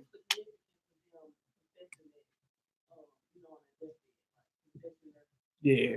Because really, the truth about this is really you're not even supposed to let the sun go down on your wrath. Right. You did. But you want to confess and get that off your chest before you go see the Most High. You don't want to die with that on your heart and your mind. And then wake up at the judgment. You did. You like, Right. boy, you ain't came clean with that yet. Because I want to be true about this. What would make you not come clean? What is that? There you go. There you go. Which is another evil spirit. Only pride to make you say, you know, I ain't finna come clean later for that. I ain't do nothing wrong. Man, you know good and well the hatred that you can have for that brother. And how you was plotting to murder him, man. Right. And that brother did nothing to you. You just simply mad that the spirit of the Almighty was dealing with him. You know, Joseph used to have them dreams and all that, man. Interpret them dreams. You feel me? He had one dream in Genesis 37 where the sun, moon, and 11 stars bowed to him. Right? And Jacob checked him right out the gate off of it. What you saying? Me, your mama, and your brother's gonna bow to you? Showing you that, you know what I'm saying, the heavenly family, the sun, moon, and stars. Jacob understood the vision, meaning that me, the sun, your mama, the moon, and 11 stars, your brothers. What you saying? We're gonna bow to you? So he checked him, but then Jacob sat back and, you know, considered and was like, you know what, the Most High dealing with that boy. You see what I'm saying? So the jealousy was simply because the spirit of the Most High was dealing with Joseph. You feel me? And if you got something to get off your chest, now is the time, especially before you die. Yeah. You dig? At least the Most High was dealing with them and letting them know, look, you know you're on your way up out of here. You better confess. Get it off your chest. All right? And it's a good deed because it lets your children know, don't do what I did. You understand? Please don't. You dig? We suffered for it. And the fact we had to sit up and watch him be raised up like that. You know what I'm saying? But the Most High used him to save the world from a famine. All right? It's just the road he took to get there that we don't want to go through today. That's right. You don't want to go. You don't want your brothers to hate you and sell you into slavery. You dig? Then you got to sit in jail for 12 years on a free case. Think about all the brothers that get out of jail, been in jail brothers got out of jail for 37 years. Went in when he was 17 for something he didn't do. It happened all the time. You feel me? Now, what if you had to go through all that You feel me? Just for the Most High to exalt you, and then you be instrumental in saving the world. See, it's never no dull moment in this Israelite walk, man. You know what I'm saying? Because if it was left up to Joseph, of course he wouldn't have chosen to sit in jail for no 12 years. Of course he'd have been like, man, I'd rather have a smooth life. No ups and downs, just even keel. I'm straight. Leave me alone. But no, man, all those that live godly in the Messiah, you're gonna suffer persecution. It's guaranteed to come. It's never a dull moment. Embrace what you're going through and maintain your integrity. That's right. All right. Let's get this. Right here is the Testament of Gad. Testament of Gad. Yeah. Chapter 1. Shout out to the worldwide family. If y'all get some understanding, throw a 7 up in the chat. If y'all get some understanding about what this is, throw a 7 up in the chat. Oh, I can move. You want to move it over there toward them? Or yeah. Just move it around there. Bing, bing, bing. Aknagak in the house. Shalom, family. All right. Y'all get some understanding, throw some stuff. Okay, we got some 7s up in the building. All right, hallelujah. I want to thank y'all for all y'all prayers and y'all support. You understand? Right. Most High definitely been blessing. And as y'all see, we at the new HQ. Come through. All right, let's get it out. Testament of Gad, the 9th son of Jacob and Zipporah. Mm-hmm. Chapter 1. A copy of the Testament of Gad concerning what he said to his sons in the 127th year of his life. These brothers was living long, man. Yeah, we exiting stage left at 15 today. Oh. It'll be, bro, living to be 120 plus. Wow, man. All right, go ahead. Saying, I was Jacob's 9th son among the shepherds. I was brave. I guarded the flock at night. And when a lion came, the wolf, the leopard, the bear, or any other wild animal attacked the flock, I pursued it. You see, these men were straight. Well, how you know these are people? Right. These brothers like David killing lions and bears. Did whatever they could to protect the flock and defend the flock. Right. They were shepherds. That's where you get the word pastor from today. You did. Pastor actually means shepherd in Hebrew. You did. So you see her with a pastor or a shepherd supposed to be ready to defend the flock. That's right. Even rescue the flock. Yeah. Put his life on the line. Hence the Messiah say, I am the good shepherd. Yeah. Right? Anybody else is a hireling, meaning he just was hired to do a job. But when he see danger, he gonna flee. You see? Like if you supposed to be a shepherd, somebody that's teaching, you supposed to be willing to defend the flock and put your life on the line for the flock and leave the 99 to go rescue one if you got to. You dig? These men fight animals to protect the flock. All right, come on, now let's get it. I pursued it, seized it by the foot with my hand, crushed and blinded it. Woo. And hurled it at a distance of 1,200 feet. These men were 12 what? 1,200 feet. Man, look, these men were mighty. The most I was dealing with these brothers, man. Boy. You feel me? This is the very bloodline all y'all come from. Right. You feel me? This is the bloodline we are actually raising up in this hour. We're here to teach y'all. That's what it's about. Yeah. You feel me? And look, the young brothers, like young Prince back there, you know what I'm saying? He need to grow up hearing all this. That's where they get the comic book heroes from, young Prince. You know what I'm saying? The Incredible Hulk and Iron Man and Superman and Spider-Man. That's right, little Joker. All of them. They get them from the 12 patriarchs. You know what I'm saying? These are family members. This is the family we come from. You feel me? That's why our young sons feel fearless. First, you understand? My little nephew was out there trying to knock over a tree the other day. You know what I'm saying? Little Joker boxing the tree. I'm like, yeah, little Joker. That's what. But see, they need that warrior spirit reactivated in them. You feel me? They need to know ain't nothing I can't do if I'm rolling with the Most High. He with me. Right. You feel me? I can knock down a building if I want. I'm like, yeah, little Joker. That's what I'm talking about. Yeah. My son and them. Yo, daddy. Yeah, that's what I'm talking about. Roaring this deal. You know what I'm saying? Let that masculinity roar about it. You need that. We need to know this is where we come from. It gives us courage. You understand? So he'll grow up to aspire to be a prophet, and not a crip or a blood. That's right. Yeah. You see what I'm saying?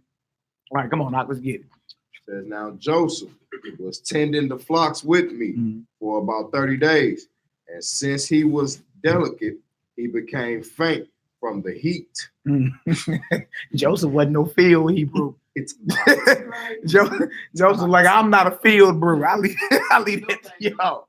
You feel me? He was delicate. He almost fainted from the heat. I ain't made for no field. I'm a house Negro.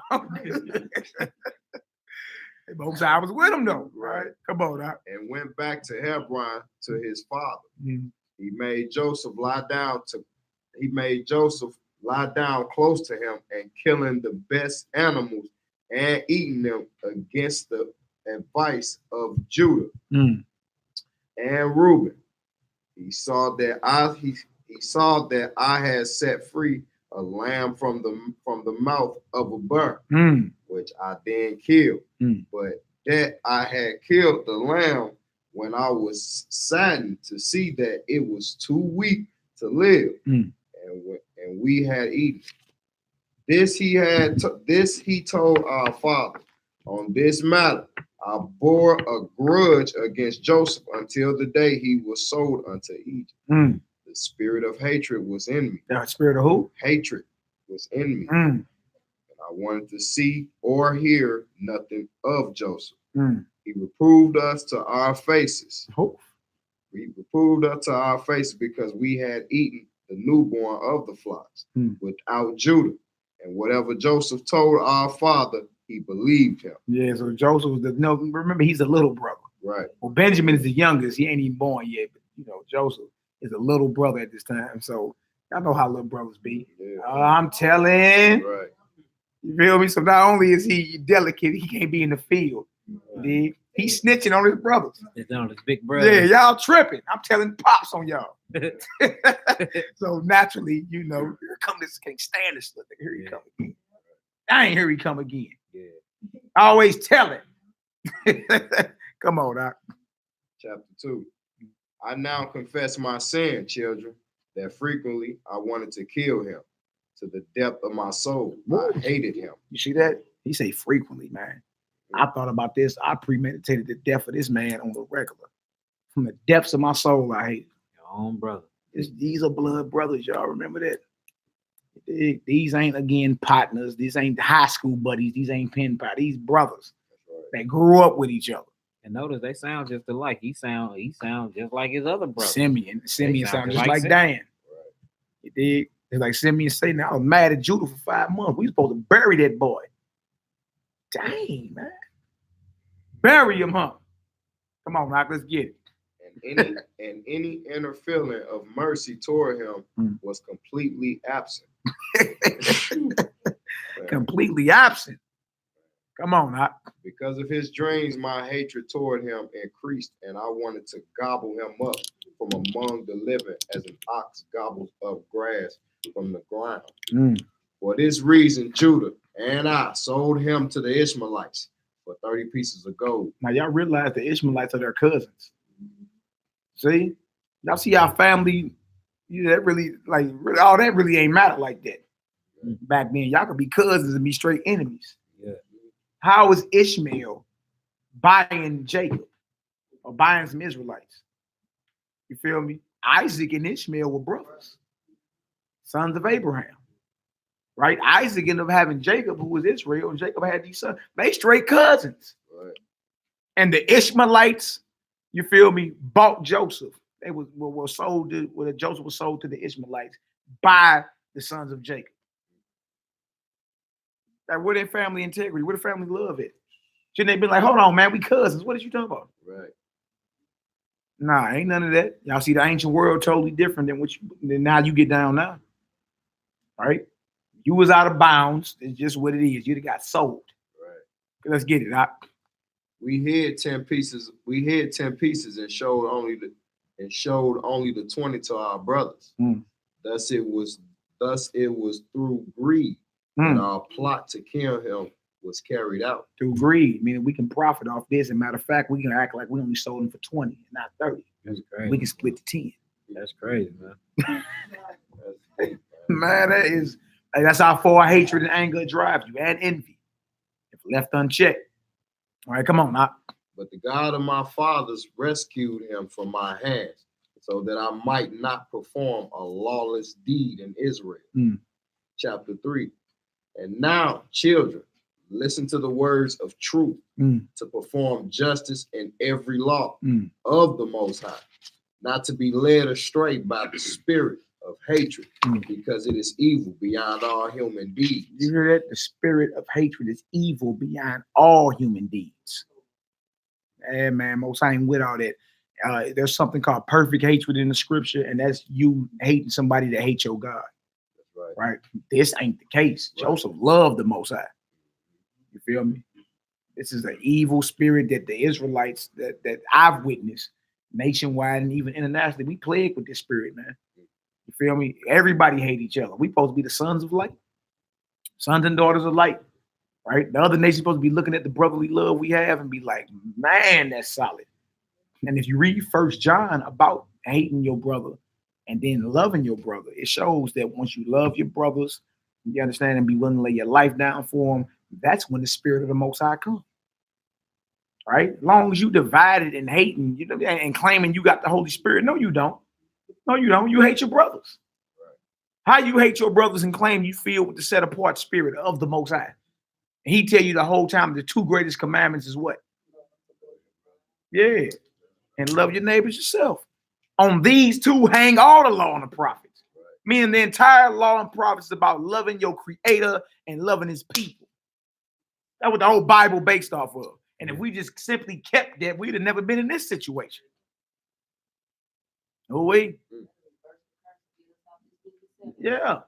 Yeah. Brotherhood is the cure for all of it. Wait, y'all see this lesson tomorrow.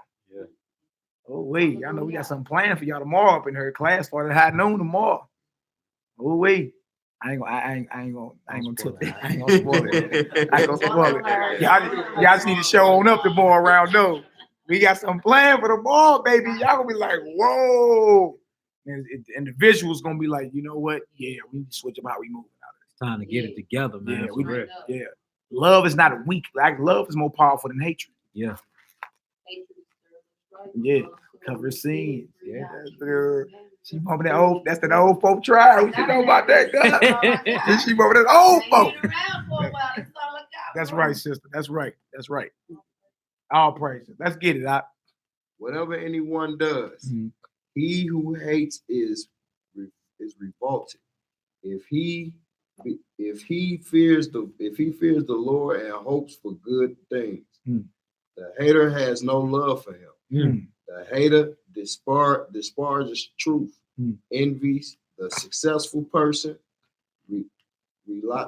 what's the word?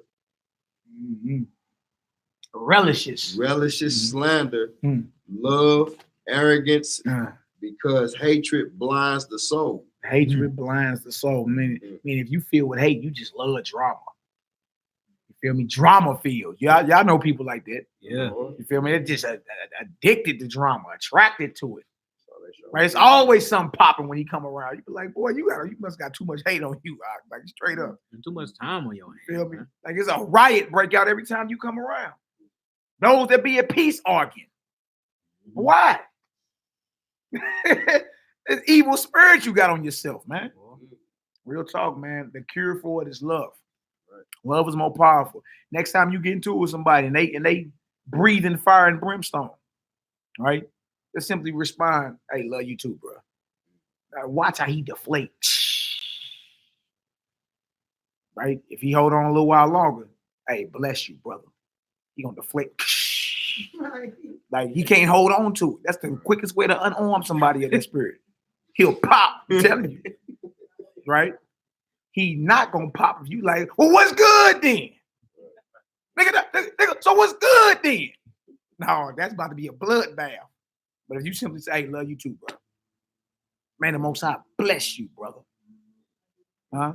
And the Most High bless you, sister. Spoken just like a true daughter of Sarah. Boy, I don't like that, boy.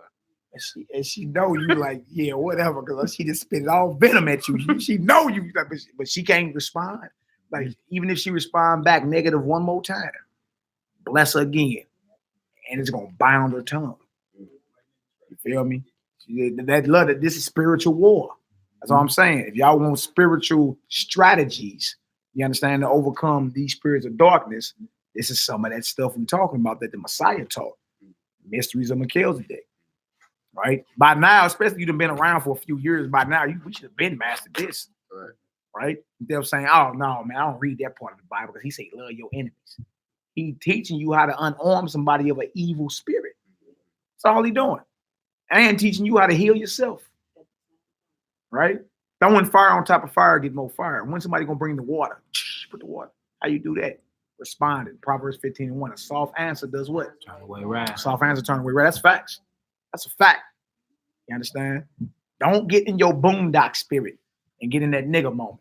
Because it was over. Y'all remember Guns? And he stepped on his shoes. New shoes. Well, stepped on his shoes. Man, Guns got pulled. The cars was getting shot up. You like, dang. Then we got to learn to unarm somebody that got that spirit on them. And the only way to do that is to reply with that love. Reply with that soft answer.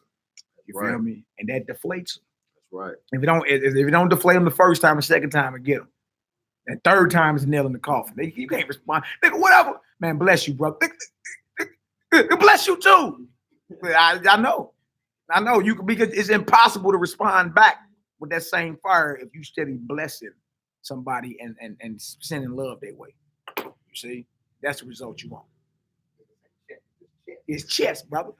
Get your strategy up, all right? All right, come on, now let's get it. It was in this way that I regarded Joseph. Chapter 4. Beware, my children, of those who hate, because it leads to lawlessness against the Lord himself. That means you violating Torah. You violating law. Beware of them that hate. It leads to lawlessness. Oh, wait, that means you a sinner. That's right. Y'all see that? That leads you right into a trap. You feel right into Satan's trap. Hate. Come on, now. Hatred does not want to hear repeated his. Let me say it again. Hatred does not want to hear repeated his commands concerning love of neighbor, and thus it sins against Yahweh. You see that? Hatred don't want to hear that. Hey man, love your neighbors, you love yourself. That show you right there. That's a strategy of war in the spirit. Yeah. Because hatred don't want to hear that. Nigga, what? You just took his head off. Hey, love you, brother. Hey man, you know so and so talking bad about you. Tell him I love him. and keep it pushing. Hey man, I know you was over there with bro there, man. What they say? He said he loved you. Right. What he really say? He said he loved you, brother. What? Threw a monkey wrench in his plan. He thought he was getting some drama cracking. Man, tell him I love him. And keep it pushing. You be like, dang, what's going on here? Because hatred don't want to hear that. That's how you exercise a demon about somebody. Hey, but you know what, bro? I done heard some crazy stuff. Somebody say, man, I tried to squash it. And the next dude would say, look, man, we beefing forever. Yeah. It ain't no squashing. When I see you, it's static. I'm like, what? You don't want to beef? Come on, bro. Hey, but trip off this. The Most High torment him while he's sleeping. You dig? That's how the Most High get down, man. If somebody just want to hold on to that, and you steady blessing them, they bless you too, bro. Yeah, right. That was static for life. Love you too, You dig? I'm telling you, he started having them heart palpitations, boy. Or have a nightmare. I done had it happen to me, boy. You feel me? Somebody straight run up on you and be like, bro, since I've been talking crazy about you, my life been in shambles, boy. And I'm talking about, hey, bro, it's all good, man. Please forgive me, bro. It's all good. Bro, I hug you, boy, and it'll be a long line of snot on your shoulder. Nigga, after you get up off that shoulder. I'm telling you, it worked. True, bro. It's work. You feel me? It's strategy to this thing, man. You feel me? Once we start applying it, you're gonna start seeing them righteous results. You dig? And then you can gain your brother, your sister. Right. That's what you want. You feel me? You don't want to be forever Facebook warned and Instagramming and you don't want that, man. That look bad. That look sloppy too. All on social media, just running your mouth and all because Facebook give you a platform and said, what's on your mind? Right? What's on your mind? You like, think they tough because they, you know what I'm saying? Think he tight because he got him a job paying $17,000 an hour. You be like, bro, you talking about me? Like, what's going on? You know what I'm saying? Because Facebook provides you a platform to express what's on your mind. And instead of being a real man or woman and coming to pull somebody aside and say, hey, let's rap. Shoot, wearing it. Yeah, you sit here and get on social media. and express to the world your thoughts. You feel me? And a few people know who you talking about. Exactly. You feel me? If they a part of your inner circle, you be like, man, look at old boy post. He gotta be talking about you. You know what I'm saying? You gotta be talking crazy about you. Shit, niggas think cause they eat healthy, they gonna live forever. Are you talking about I get bombed on a lot on Facebook. It be all subliminal shots to me on Facebook. I'm like, damn. Niggas think they gonna live forever because they eat healthy. Her light beams. Yeah. That's sorcery. Yeah. You be like, dang. Somebody sneak this you real quick, boy. Yeah. Remember that it was a particular brother was talking super bad about Maccabee. And I'm talking bad about him, man. The dude ended up getting into it because he came to me trying to talk about Maccabee and I shut it down. Man, him almost get into it. So I ended up leaving whatever. So I tell Maccabee the situation. He did that though. He's like, man, look, tell that brother I love him. That's why it was funny to me because I remember him doing this in the situation. No, I don't even give it 6 months. We finally called him back in class and he came to Maccabee in tears, snotting on his shoulder. No, am I lying? Nah, snotting on his shoulder, saying ever since I did that and talked about you to Yaki, my life been a wreck, my relationship fell apart, I'm losing everything. He like, look, I just came to class to tell you I apologize. I had no reason to even hate you for it. You know what I'm saying? It was just deep though. Yeah. But I tell him what's going on because me and him finna bang. He like, what you leave over there? That I'm like, man, I just got into it with him because he rapping on you for no reason. He said, tell that brother I love him. You know, I'm gonna pray, tell him we're gonna pray for him. You know what I'm saying? So deep. Came snotting on his shoulder. Same brother talking about him. Boogers on his shoulder. That class, hey, blew my mind. You know what I'm saying? So like it worked. I seen it with my own eyes. Yeah. Right, where we at, Doc? Let's get it. I say, for if a brother makes a false step, immediately it wants to spread the tale to everyone and is eager to have him condemned for it, punished and executed. Spread the tale to everyone, have him condemned for it, punished and killed, executed. Yeah, man, hatred left unchecked, man. Dangerous. All right, come on, Doc. If the hater is a slave, he conspires against his master. And whenever difficulty arises, it plots how he might be killed. You know, Joseph ain't do that. Notice that? All right, come on, Doc. Hatred collaborates with envy. When it sees or hears about the prosperity of those who do well, it is perpetually peevish. Just as love wants to bring the dead back to life and to recall these under sentence of death. So hate wants to kill the living and does not wish to preserve alive those who have committed the slightest sin. Man, it said hatred collaborates with envy. Yeah, they work together. Wow, man. Yeah, it makes sense though. Because usually if you hate somebody, you envious of them. You know what I'm saying? That make all the sense in the world. All right, go ahead, Doc. For among all men, the spirit of hatred works by Satan through human frailty for the death of mankind. But the spirit of love works by the law of God through forbearance for the salvation of mankind. That's the spirit we want to be in, love. Right. For salvation, right? Yeah. All right, you reading all the way down to you reading all the 5. Right. And then flip over to 6. Oh yeah, you reading all the way down. Okay. All right. Let's get it. Chapter 5. Look at Poppy shoe on the comment board, boy, throwing people off heads long. Hey, I tried to beat you, Poppy. You was on that, boy. Yeah, that's just crazy. I couldn't even read the whole message. Everybody got her say black men have attitudes. We got a sister on her that got, she an administrator. She be throwing all trolls off head first. They be playing no games. You can't even read the whole message. You be on it, boy.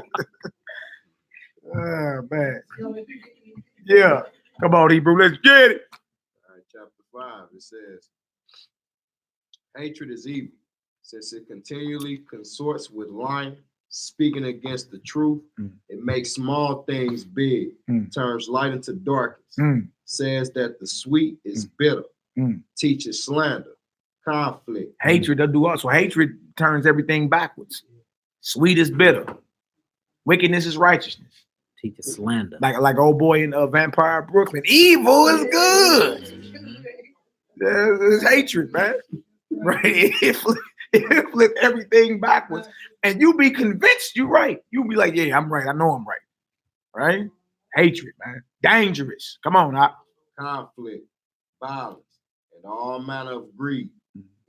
It fills the heart with diabolical venom. Diabolical venom. Diabolical. Right?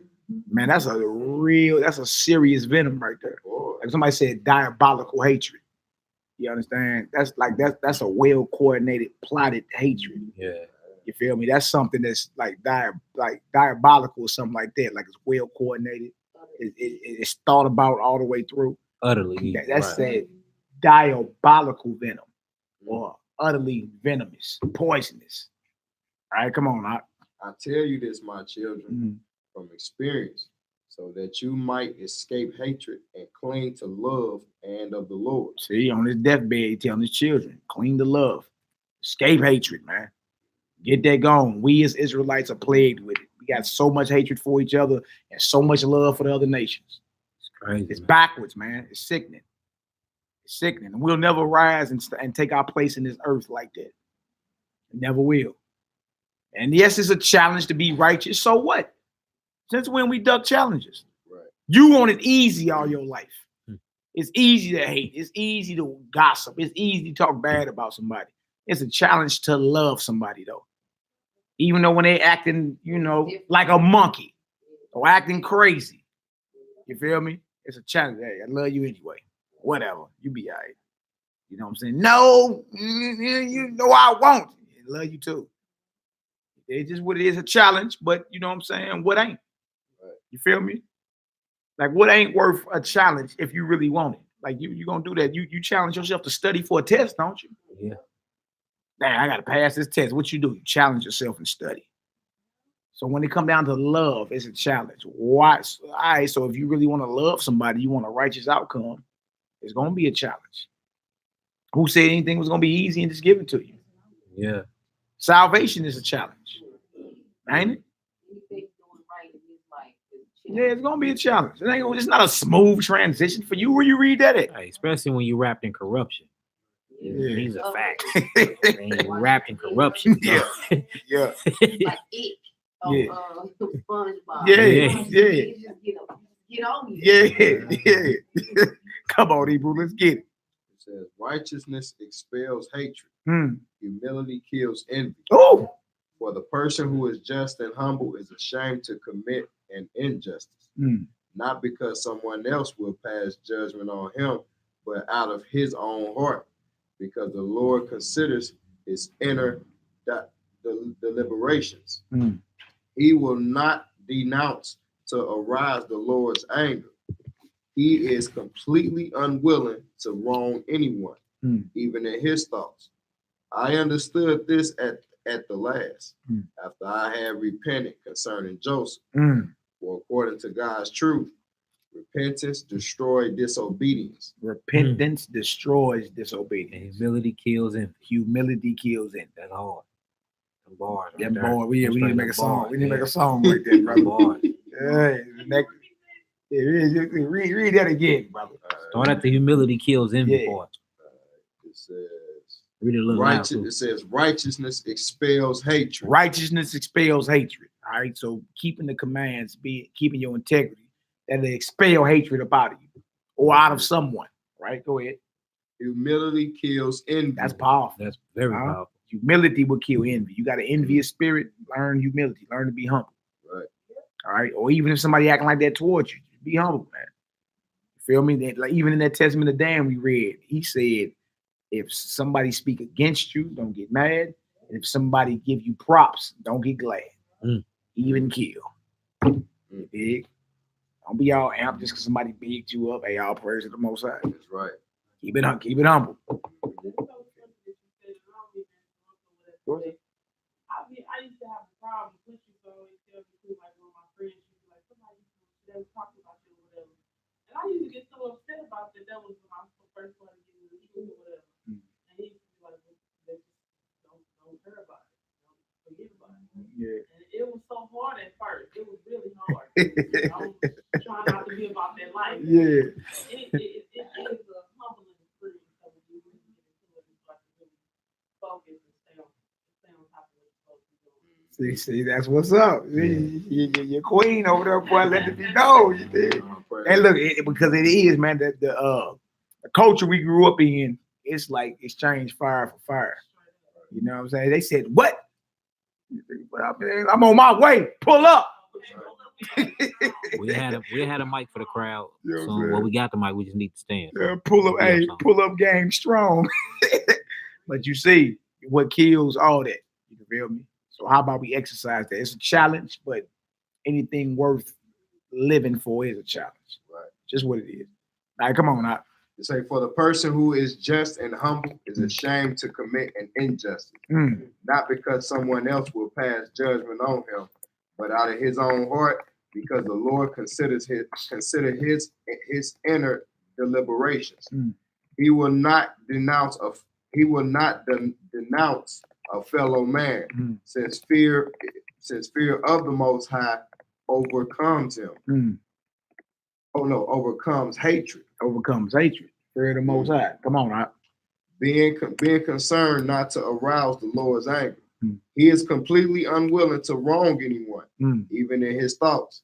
I understand that at the last, after I have repented concerning Joseph, for according to God's truth, repentance destroys disobedience, puts darkness to flight, illumines the vision, furnishes knowledge for the soul, and guides the deliberative powers to salvation. What it has not learned from human agency, it understands through repentance. For God brought on me a disease of the liver. And it had not been for if it had not been for the prayers of Jacob, my father, he would shortly have summoned me from my spirit. For by whatever human capacity anyone transgresses, by that he is also chastised. So hatred directly affects your liver. That mean your brother don't be lying to y'all. I ain't never read that. I ain't never read that. Never read that. There Boy, you go, brother. That's my witness right there. Sure Boy. is. You know, this is you know, our herbalist holistic master right here. Say it 1,000 You know what I'm times. saying? He say it all the time. All the time. Hatred to destroy your liver. And we just read that in this right here. And he ain't never read it. Never read that right there. Wow. Yeah. See how hatred directly affects you physically? Yeah, then you say anger release some type of acid Yeah. in your brain. Yeah, man. Sodium, all this comes from the liver, the chemical factory of the body. Oh, wait. What? Oh, wait. Oh, wait. Y'all see this? So there must be some truth in what we read then. For the naysayers that scared of these books right here. Facts. All right, come on now. Since my anger was merciless in opposition to Joseph, through this anger of mine, I suffered mercilessly and was brought under judgment for 11 months, as long as I had it in for Joseph until he was sold. Chapter 6. Now, my children, each of you love his brother. That's right. Drive hatred out of your hearts. Love one another in deed and word and inward thoughts. That's right. For when I stood before my father, I would speak peaceably about Joseph. But when I went out, the spirit of hatred darkened my mind and aroused my soul to kill him. Love one another from the heart. Therefore, and if anyone sins against you, speak to him in peace. Do y'all hear that? Is that blameless? Like Yeah. Christ talk about? Yeah. Be blameless. You feel me? Anybody hates you, speak to them in peace. Tell them I love them. Right. That's how we supposed to be responding. You feel me? Other than that, this nation will be destroyed. Right. You know what I'm saying? This nation will be destroyed. It's self-destruct. You feel me? How are we going to take our place in this earth hating one another? Right? Damage livers like we drinking. Yeah? Don't that alcohol or spirits, alcohol called spirits, ain't it? Yeah. All right? Alcohol. Alcohol is spirits, right? And too much of that abuse of that damages your liver. Yep. It's like hatred. We. That just shows you how the Father is not of the world, because the world is full of hatred. You know what I'm saying? The Father is about peace and love. So how is it something so easy to do, so hard to do? That just shows you it's a separation. We set apart. That's why we gotta be set apart. Yeah. You know what I'm saying? And we commanded, look, this is not advice, y'all. It's a command. Right. Better love one another. You dig? Yes, it's hard sometimes. We some of the most craziest people on this earth. Boy, We are. from the pettiest things. They got us ready for it. Yeah. Look at what Moses said. Stiff neck. Why did you bring me here? Why did you let me be in charge of them? Like, for real? Did you do this for you to kill me? Yeah. Like, if he asked, Yeah. and that was before social media and technology. Yeah. So you see the challenge we up against, right? Major league challenge, man. The prophet's like, man, y'all is stiff neck and rebellious. He told Ezekiel, boy, I'll put you in the midst of Israel, a stiff neck and rebellious house. You're gonna be in the midst of snakes and vipers, right? Tell them I told you to tell them anyway, and don't be afraid. You feel me? Because if you're afraid, I'm gonna handle you. You feel me? Tell them this is what it is. They going off. You did. Now trip off this. It's a chain reaction. All right. You go against your God by putting another idol up, setting up an idol in your heart. Start to worship another God, right? So if you don't care nothing about your creator, what do you care about these brothers next to you? Feel me? First top commandments is how you love your God. That's right. Right? The bottom of the 10 is how you love your brother, your neighbors. Right? So if you are already violating the top 4 or 5, guess what else gonna come? You gonna steal, you gonna kill that brother, commit adultery, steal from him, bear false witness, covet what's his. Yep. You see? All because you went against your creator. That's the problem. All right, go ahead, Rob. Matthew 5:16. Let your light so shine before men that they may see your good works and glorify your Father which is in heaven. And just to say that how the other people see us, the other nations see us, how we getting along, they already copy off us anyway. So we start doing what we need to be doing, and everybody start following it. Hey, that's powerful what you said. What he said, if y'all didn't hear him on the World Wide Web, he's saying the nations mimic us anyway in our wickedness. Yeah. Chinese rappers sagging. Little China Mac. You know what China Mac I be on seen Black that. TV. I seen that video, boy. After you said, hey man, he's straight. You couldn't even tell he was Chinese the way he talked. He done learned the whole lingo. Man, talk about catching bodies, son. You know what I'm saying? They gonna do a bid. They gonna do 10-year bid, B. And catching bodies, you know what I'm saying? Shoot a nigga. You be like, dang. The old China Mac sagging. You know what I'm saying? You be like, man, wow, we influence the world in our wickedness. Right? How much more in our righteousness, man? You understand? The key to this whole thing is brotherhood. That's the whole game, which includes the sisters. I gotta keep saying that. You know what I'm saying? I don't want y'all to think we leaving y'all out. We ain't a nation without the sisters. We just need y'all in y'all proper order. All right, we need the men in a proper order. You did. We are not a nation. We're not talking about a whole nation of men. That's off. I ain't trying to be around y'all all the time anyway. You know, you gotta, you need some balance at times, brother. You know what I'm saying? But the brotherhood includes the sisters as well. You understand? And us loving one another and moving toward each other, even though it's a challenge. You dig? That's the key to unlocking the power of what's called the Holy Spirit. That's right. You know what I'm saying? That's what it is. Feel me? Anybody teaching against that is not of the Most High. It's facts. Facts. It may be a challenge. Sometimes you be like, dang, man, I can't stand her. You know what I'm saying? Talking crazy about the sister or whatever. Sometimes I can't be around that brother too long. You know what I'm saying? But you still are commanded to love them, even if you can't be around them. Yeah. Which means you still got their best interest in heart. You dig? You ain't slandering them. You ain't talking crazy about them. You dig? You ain't sneak dissing them on social media. You understand? You doing what you're supposed to do, man. Right? That's the only way we're gonna come up out of this thing, man. Love your creator and love his people. Period. Right. You feel me? Brothers need to be embracing brothers when they come in. New brothers come in. Matter of fact, I need to get your name for your lead, brother. Shake it, embrace you. Most definitely. You understand? You're always welcome around her. Big sisters come in. Sisters need to be embracing one another. You understand? They shouldn't come up in here and be like, I felt all that. Or what they say. They ain't say nothing. I felt it. You know, sisters, because the sisters are more spiritually in tune than us anyway, so they naturally gonna feel certain things. That intuition, Like, boy. oh, Intuitiveness. I felt all that, boy. She stirred a hole in the back of my head. I felt it. You like, dang. So we need to be embracing one another. That's right. You understand? Even if we got disagreements, we need to be embracing one another. Like, hey, we can always sit down and rap, even if we disagree. Let's rap, man. What's up? You know what I'm saying? Chop it up a little taste, you dig? And then in the end, you don't leave out that door my enemy. You feel me? You leave out that deal my brother. Like, I got a physical brother. I got physical cousins I disagree with. You feel me? And it will hurt my heart if something happened to one of them. Straight up. And I disagree with them on majority of everything that come out their mouth. Straight up. You know what I'm saying? Like, we argue about a whole bunch of stuff. Yeah. But it will crush me if something happened to one of them. Yeah. Just because you got disagreements don't mean you're not family. That's the point. Right? That spirit got to get up out of here, man.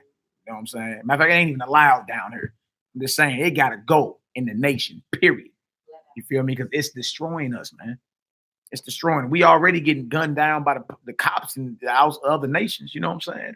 We already part of a big government conspiracy to wipe us off the earth. And then when you get up in here and we hate each other.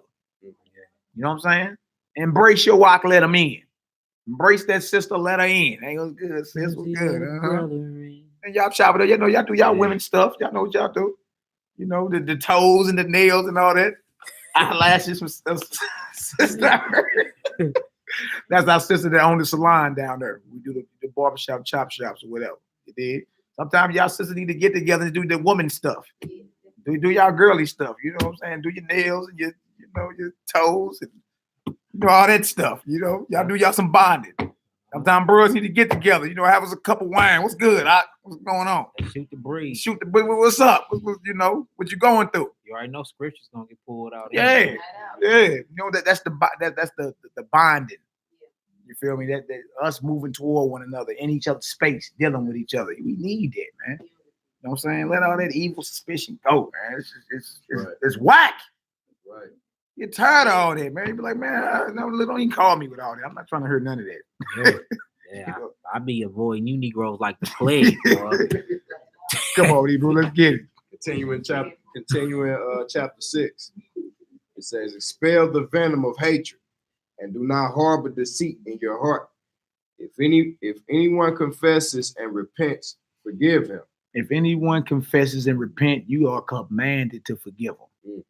You know, you got people out here like, no, they're gonna hold a grudge till I die. All right, you got to go see the judge one day behind that.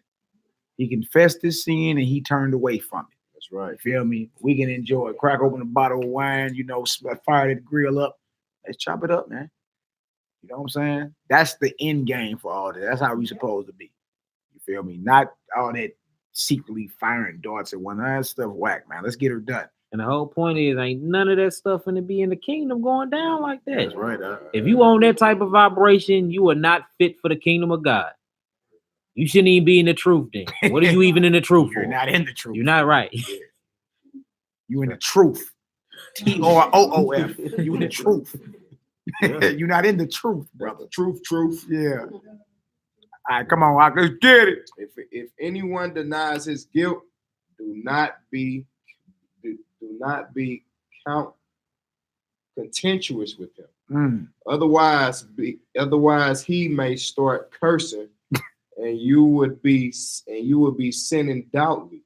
So he say, if anyone denies their guilt, like I ain't did nothing. He's like, look, don't even argue with him.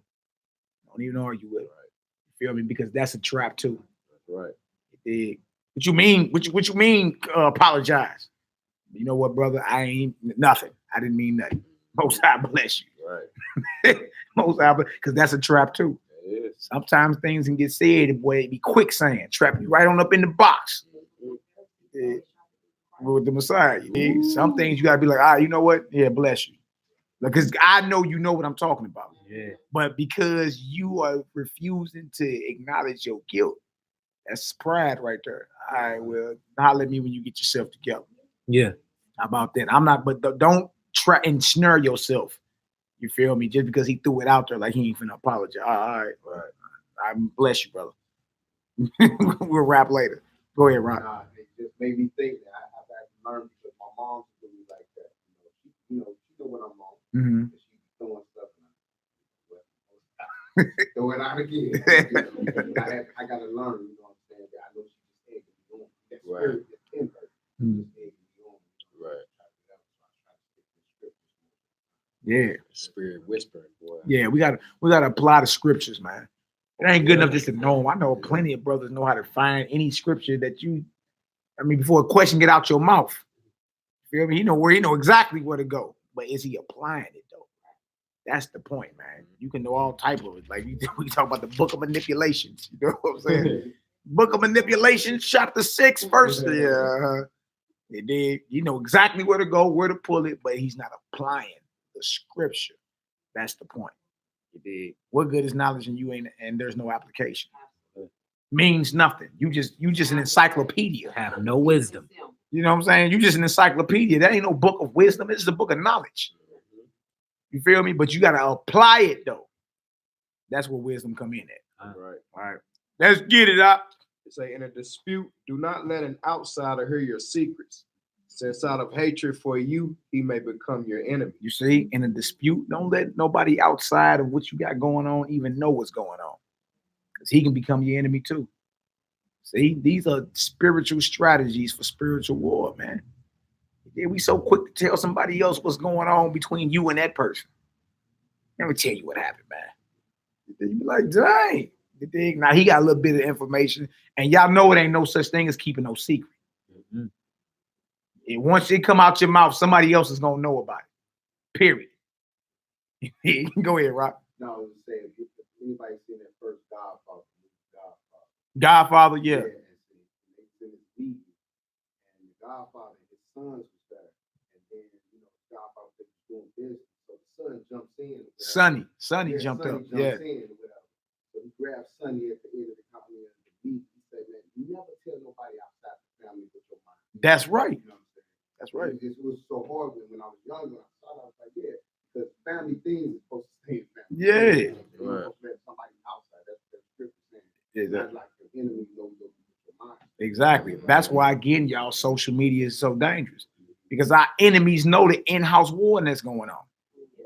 You feel me? You don't never let nobody outside of family know what's going on. Hell, I'm going out here running around telling the Edomites and Ishmaelites, you feel me, what's going on inside of Israel. Right.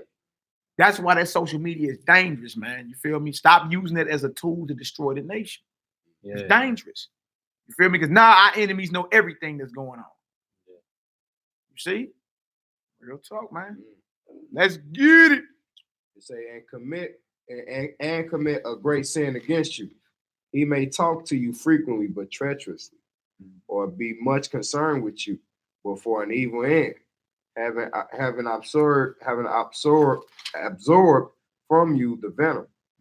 Even if he denies it and acts disgracefully out of a sense of guilt, be quiet and do not become upset. For he who denies will repent and avoid offending you again. Indeed, he will honor you, will respect you, and be at peace. But even if he is devoid of shame and persists in the wickedness, forgive him from the heart and leave vengeance to Yahweh. Do you hear that? Yeah, man. That's a challenge, but it must be done. It must be done. Are we about healing the nation? Are we about raising up the nation? Or are we about destroying it? If you're about healing it, you got to be on some forgiveness. You got to be on love. You got to be sincere. You got to maintain your integrity. If you're about destroying this nation, you got to be all about hatred, envy, gossiping, slander, Facebooking, all of the above, man. You feel me? So which one are we going to do? That's what it come down to. And that's for each individual, man. Each individual got to ask themselves, am I really about gathering my people or scattering them? Right? Am I really with Messiah or not? Because he said, if you ain't with me, you against me. That was powerful when I first read it. I'm like, whoa. You feel me? He's basically saying, you better choose a side. If you're not with me, you against me. And he wasn't about all that Facebook slander and stuff we see today. In fact, he was hanging with people a lot of people didn't approve of. He's like, well, look, if you righteous, what you talking to me for? Right. You know what I'm saying? If you got it already, I'm not here for you. I'm here for the lost sheep. I'm here for those that's beaten down. I'm here for those that need healing. You feel me? So are we. That's our master. That's who we follow. Mm. All right. Was that it for that? Okay. You gotta keep No. going. All right, come on with it, brother. It say, if anyone prospers more than you, do not be aggrieved, but pray for him that he may prosper completely. Do y'all hear that? Because you get envious when you start seeing certain people more successful than you or prospering instead of being excited for them. Yeah. Like, bro, that's what I'm talking about.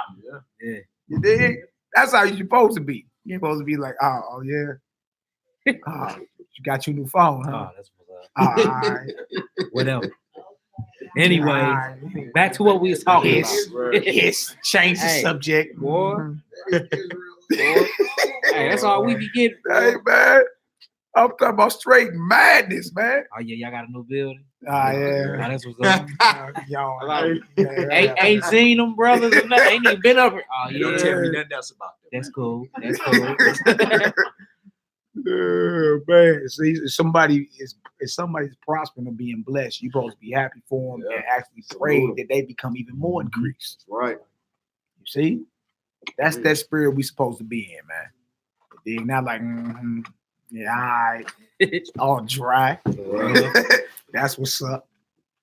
And really on the low, you just envious and mad. Hey, you supposed to love that. Say that them brothers are doing what's up. And that system is raising up. Most High bless that system, man.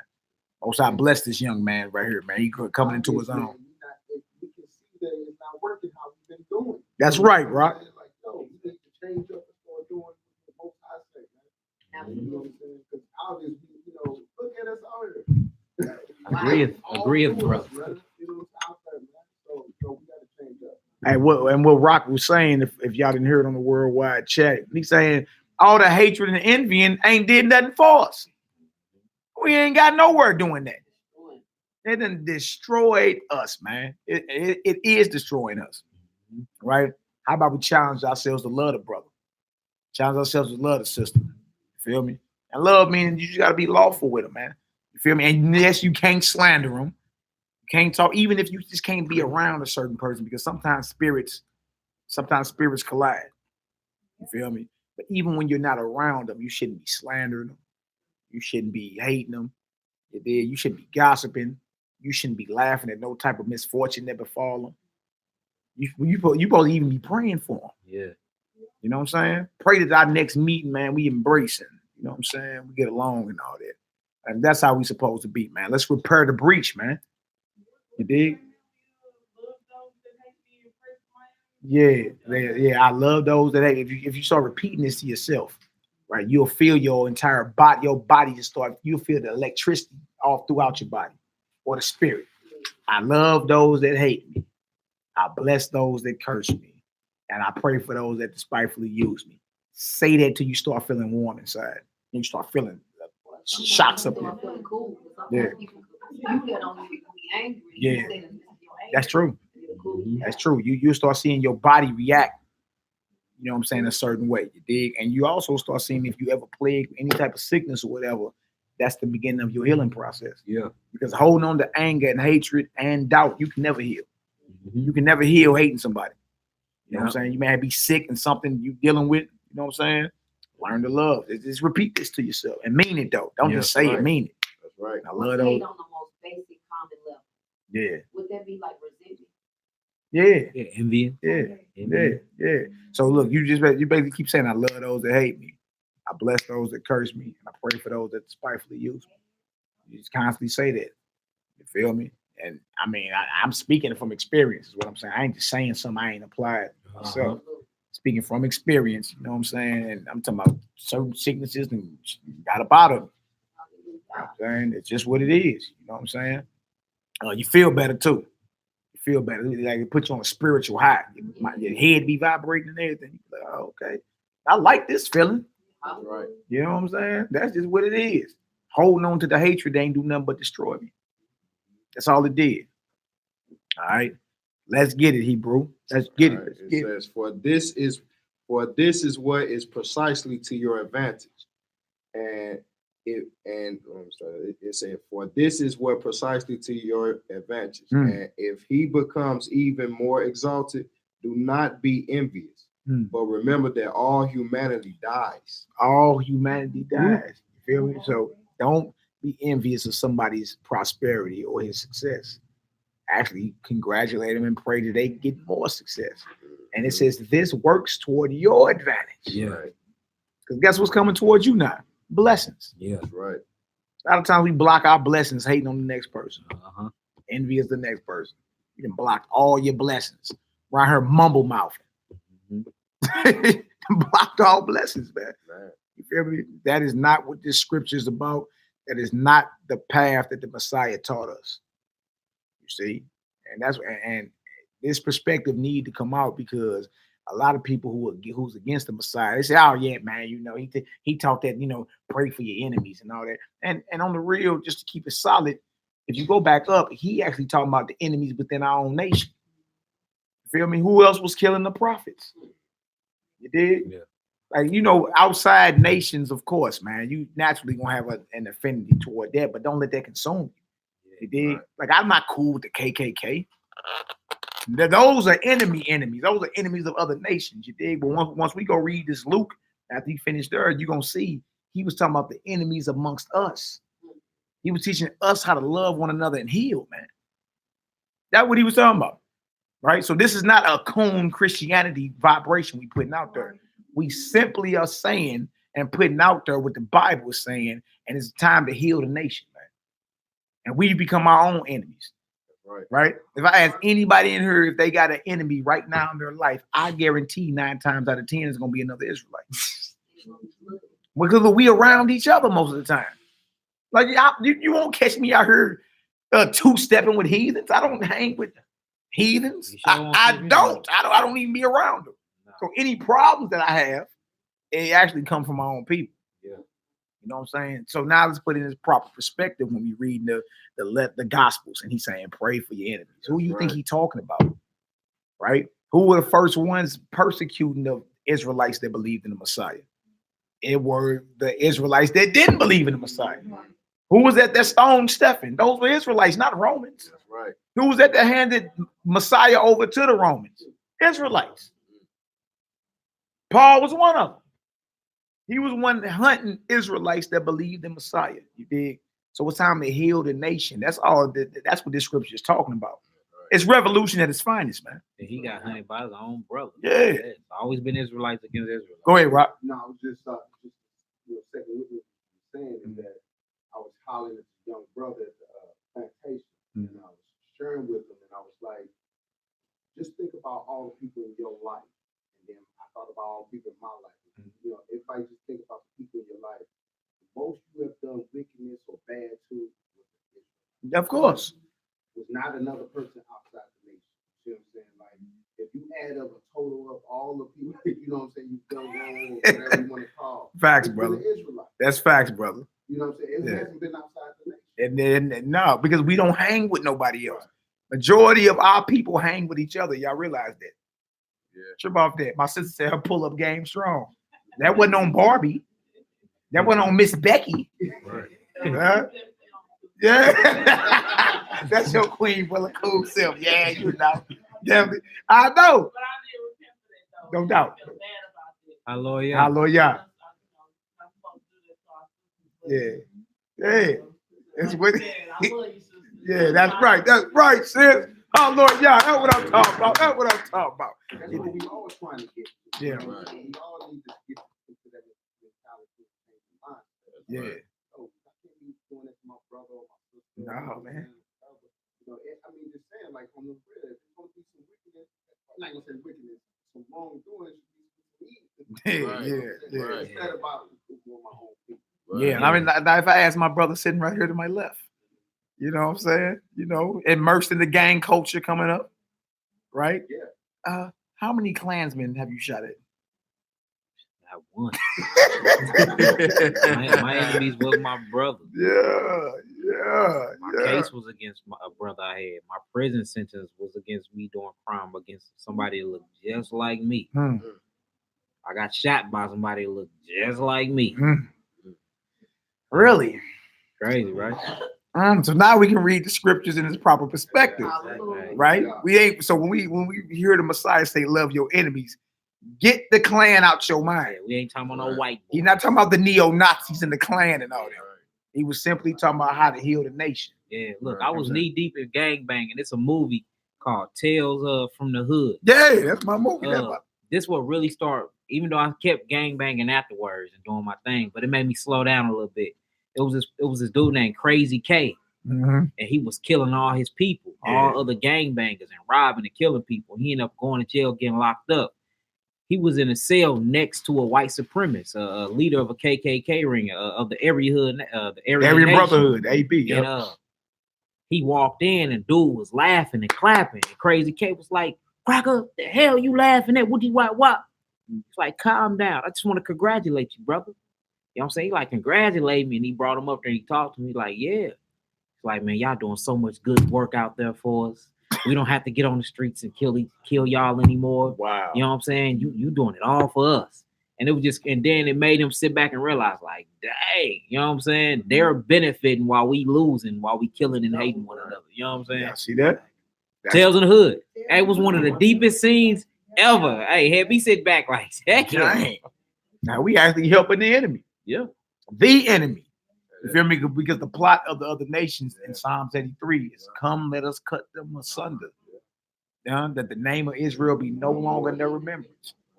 See, so it's time for us to heal. When he talk about the enemies, he talking about you fellow Israelites. Y'all stop hating on each other, man. That's right. Brothers grew up across the alley from one another, shooting at each other. Went to the same high school.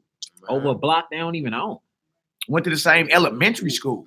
And then these brothers over here, 6 doses, and these brothers 6 O's. Right. Both Crips shooting at each other. Dang.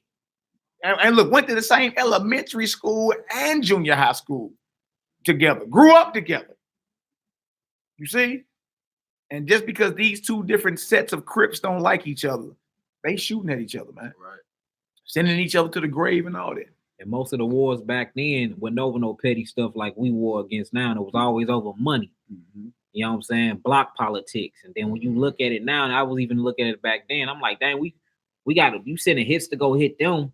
And then I remember I was talking to my uncle one day, and he was listening to Louis Farrakhan, and he was like, well, if you look at that dollar bill, it's white man, slave owners on that dollar bill. I'm about 16, and I'm just looking, I'm like, man, we straight killing each other over this, man. You know what I'm saying? Just crazy. Like, once you get down to what it really is, it's a straight spirit of hatred on our people for one another. You know what I'm saying? And like, we losing the battle, man. Big time. Yeah. You said something powerful. You said, man, that we would die over the block and we don't even own it. That's right. Or the money. Don't own the money. And then, the police come and get off the block. Get off the block. I'm from Illinois. We had curfew. Coming up where I'm from, we from Uptown. Look, it was so many murders going down. They started putting curfew out. It was a curfew. You bet they bet not catch no niggas out after 7. Remember that? It was a curfew. That hides at your block, brother. We gotta be in the crib by 7:30. And this ain't, I'm not talking about moms and grandma. I'm talking about the police straight coming through. If they catch you on the block, you done. Man, it's crazy, man. Right up, yeah, straight up, man. But you see how dismayed we become, or a lack of courage when the other nations roll through, like the police. Right. You understand? Well, down the way where Granddaddy and them from on the west side, 57 day. Yeah, all the bloods be outside. All the blood. Everybody outside. Yeah. You dig? And it's crazy, bro. You see the police, they be rolling, man. They pull up, boy. I'm talking about jokers are scattering, throwing guns under cars. You know what I'm saying? Speaking like they heathens when they finally get caught. Sir, yes, sir. No, sir. You're tucking shirts in. You be like, I thought y'all was gangsters. Like, what is this? Yeah. They're throwing guns under cars. Oh my God, sir, Lord, no. I'm a law-abiding citizen. You be like, wow. Like, what is all this? Yeah. Hey, You dig? The police ain't out there. You know, you 57 blood. You know, it's all good. Yeah, you feel me? You only that with each other. Your own people, man. With yourselves. Right. That show you it's a spirit. That show you it's a curse. Yeah.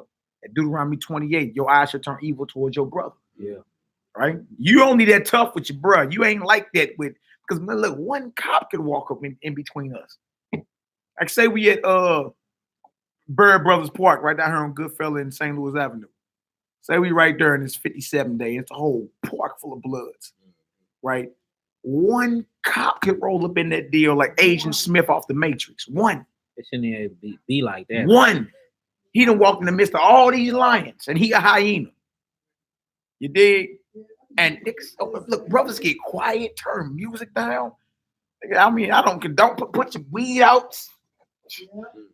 Dang. Well, to show you that you're not even in your right spirit. You can't be. Because you'll never catch one hyena walk in the midst of a lion for real. In the midst of some lions. Boy, he know he about to be dinner. You feel me? Watch the National Geographic and watch how the lions get down. One hyena would never skip in the midst of a whole bunch of lions. They don't even come past their territory. Exactly. They outside of the plane. They like, we ain't gonna even go inside their neighborhood. Period. That's serious, man. Yeah. That's serious. They show you we've been destroyed and all that tough talk and that hatred. You understand? You only like that with yourselves. You feel me? And the heathens know they didn't study this. Keep them breaking the laws of their God. Keep them hating one another, and we'll forever rule them. You wanna know what? Hebrew? The crazy thing about it is, they more scared than we are. Yeah, they You know are. what I'm saying? They more scared. At one time, I was getting locked up on some traffic warrant. I asked the officer, can I make a phone call? You know what I'm saying? I'm in handcuffs. He got the phone up to my ear, but the whole time he's shaking. I'm like, what is you shaking for? And I'm in handcuffs. I'm like, oh, nah, bro. And that's crazy. Nah, bro. You know, you don't never see hyena on a hyena crime, lion on lion crime, alligator on alligator crime. You say, see, Israelite on Israelite, man. That's what crazy, it is. boy. That's what it is, y'all. It's a curse. It's actually spirits from the right hand of Hashatan, the devil. Yep. And it's time for us to, we got the blueprint to actually have a spiritual revolution. Are we going to apply it? Boy, That's the whole point, man. Challenge yourself, man. that's right. I don't hate none of y'all up in here. You feel me? Even those that speak against me, I don't hate them. I don't hate them brothers. I actually pray for them. I actually have visions of us embracing again and actually laughing. Like, yeah, bro. Yeah, laughing. Let's tell you, it's all good. You know what I'm saying? That's how we supposed to be. Like, you ain't supposed to be in your mind like, you know what I'm saying? We meet up, boy. You better have an extendo on you. You see me, you better be ducking. Nah, get that man. Look, that's the wrong spirit to be in. Right. You feel me? And we'll never take our place in this earth acting like that. I will forever be ruled over by those that are less than us. I know y'all tired of that. I'm tired of that. You feel me? The script, the Most High say in 2nd Ezra, the 6th chapter, these heathens who have been reputed as nothing have began to be lords over us, man. I mean, they have a reputation as nothing in the eyes of the Most High. How they got dominion over us? Oh, you ain't applied the love and the brotherhood. That's what it is. You don't love your creator and you don't love your people. Without that, those that have a reputation as nothing in the eyes of the Most High will forever rule you. That's deep. That's deep. They'll forever rule you.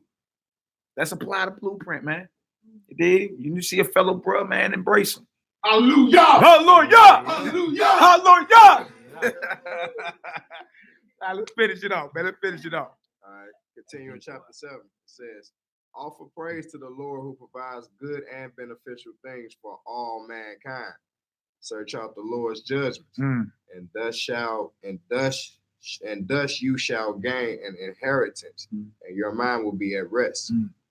Even if someone becomes rich by evil schemes, as did Esau, your father's brother, do not be jealous. Do not be jealous just because you see somebody becoming rich off being evil. Right. You know what I'm saying? Like, that's like us envying drug dealers. Hell, I'm envious about a drug dealer for.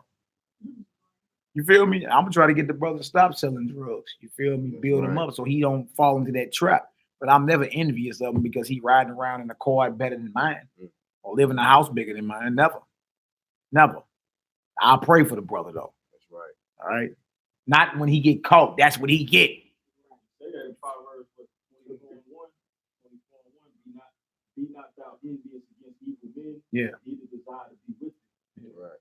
Proverbs 17. Go ahead. What did it say, y'all? Let not thine heart envy sinners, but be thou in the fear of the Lord all the day long. See, Right. let not your heart envy sinners, be in the fear of the Most High. Proverbs 24 said, be not envious of wicked men. You feel me? No need for that, man. But pray for them. You dig?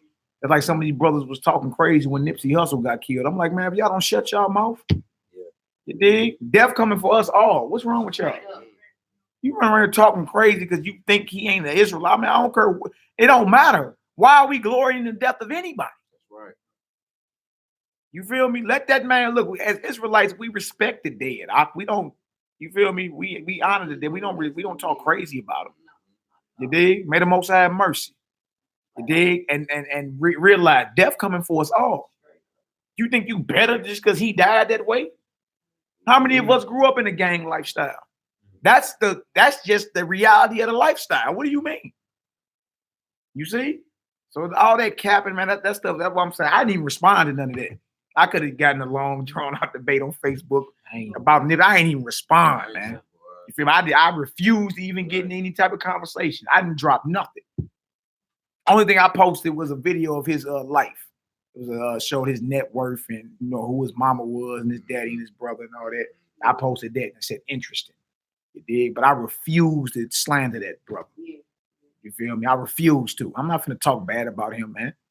Like when he tore his clothes, when Jonathan and Saul been rejoicing, but he relented. Yeah, like we're not gonna be rejoiced because he took somebody's head for it. Yeah, he had him hit because dude did it. He did what? Yeah, hit his head. Yeah, yeah. And when you're doing something like that, it only shows that you, like they say, immature. It is immature. Yeah, it is childish.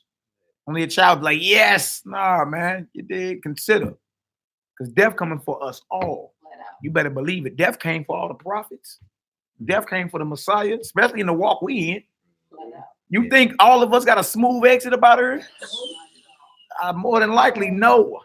Yeah, that's a very evil spirit, though, to like rejoice over the death of one of your people. You know what I'm saying? And like rejoice and get people involved in that rejoicing. You know what I'm saying? That's evil. And like this, how you know a lot of different teachers are doing that now, because we have gotten too comfortable with just rejoicing over people's death because we have different disagreements and stuff like that. You know what I'm saying? Mm-hmm. You cool with this brother not ever being here. You cool with him being judged before the throne of God, knowing that he might have died the wrong way. You know what I'm saying? You cool with that. You broadcasting this worldwide and like laughing about it. That's right. That's an evil heart. It's an evil heart, man. Script say, like you ain't gotta go either. Right. Most high, he don't rejoice when a soul die, man. That's right. He don't, because he's the owner of all souls. Yeah. You know what I'm saying?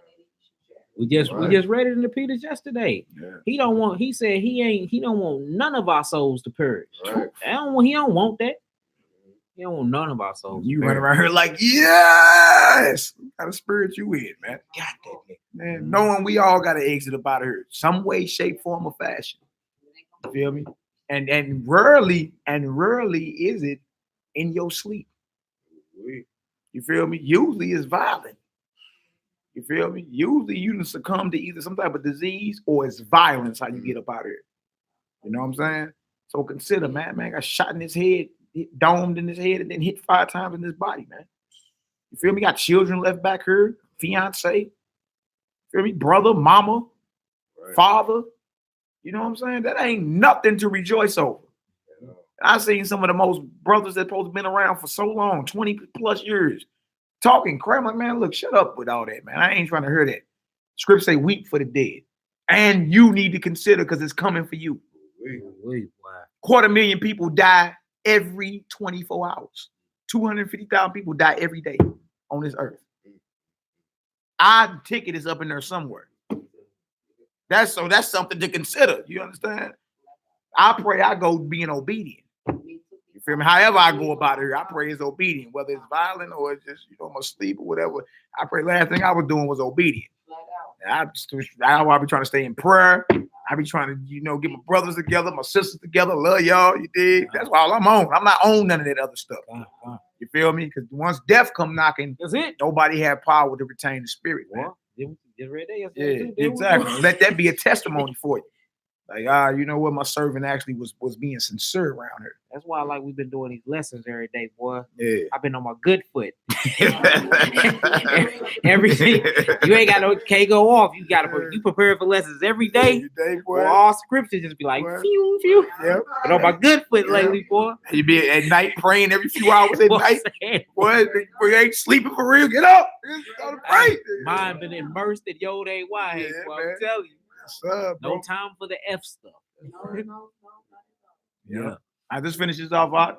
Say, wait for the Lord to set the limits. For if he takes away the things obtained by evil means, those who repent receive forgiveness. And the what's the word? I've been trying to pronounce it. Impotent. One receives eternal punishment. The man who is poor but free from envy, who is grateful to die to the Lord for everything, is who is richer than all. Y'all heard that? And he's poor physically. But he's humble. He's free of envy. You understand? He submits to the Most High. He's richer than all. That's where the phrase come from. Poor righteous teachers. That's right. You dig? But they the ones that's rich. Really, spiritually, they got them jewels. You understand? And you're looking at the next rulers of the world to come. That's right. You're dealing like that. You understand? All right, come on, Hebrew. It said, because he does not love the foolish things that are a temptation common to mankind. Drive hatred away from your soul. Yeah. And love one another in uprightness of heart. Drive hatred from your soul and love one another. Uprightness of heart just simply mean be sincere, man. Don't let it just be that lip love. Let it show through your actions. Yeah. You understand? Be sincere, like really have that person's best interest at heart and in mind, man. Right. You feel me? Come on now, let's get it. All right, this last chapter. Let's get it. Chapter 8. Tell these things to your children as well, so that they will honor Judah and Levi, because from them the Lord will raise up a savior for Israel.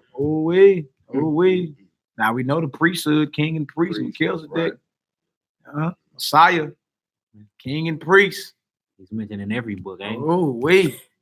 Mighty funny how those of old always spoke about him. Right. But today everybody is naysaying and acting as if he ain't real. Keep talking. Come on now. I know that at the end, your children will depart from them and will live in all manner of wickedness and evildoing and corruption in the sight of the Lord. Then after he had been silent for a brief time, he said again to them, my children, obey your father. Bury me near my father. That's right. Here, draw up his feet and fell. He drew up his feet and fell asleep at peace. See? So he was on his deathbed and he just let it be known. He admonished his children, right? And told them guard themselves against hatred, envy, and anger. Don't be like me when I was plotting to kill my brother Joseph. Right? Does it make sense? Everybody get some understanding on that one? Most definitely. Hallelujah. We got a few chapters in Luke 6 and we're going to pray out. Luke 6, few verses, should I say, in Luke 6. Luke 6 started verse 20, y'all. We'll read 20 through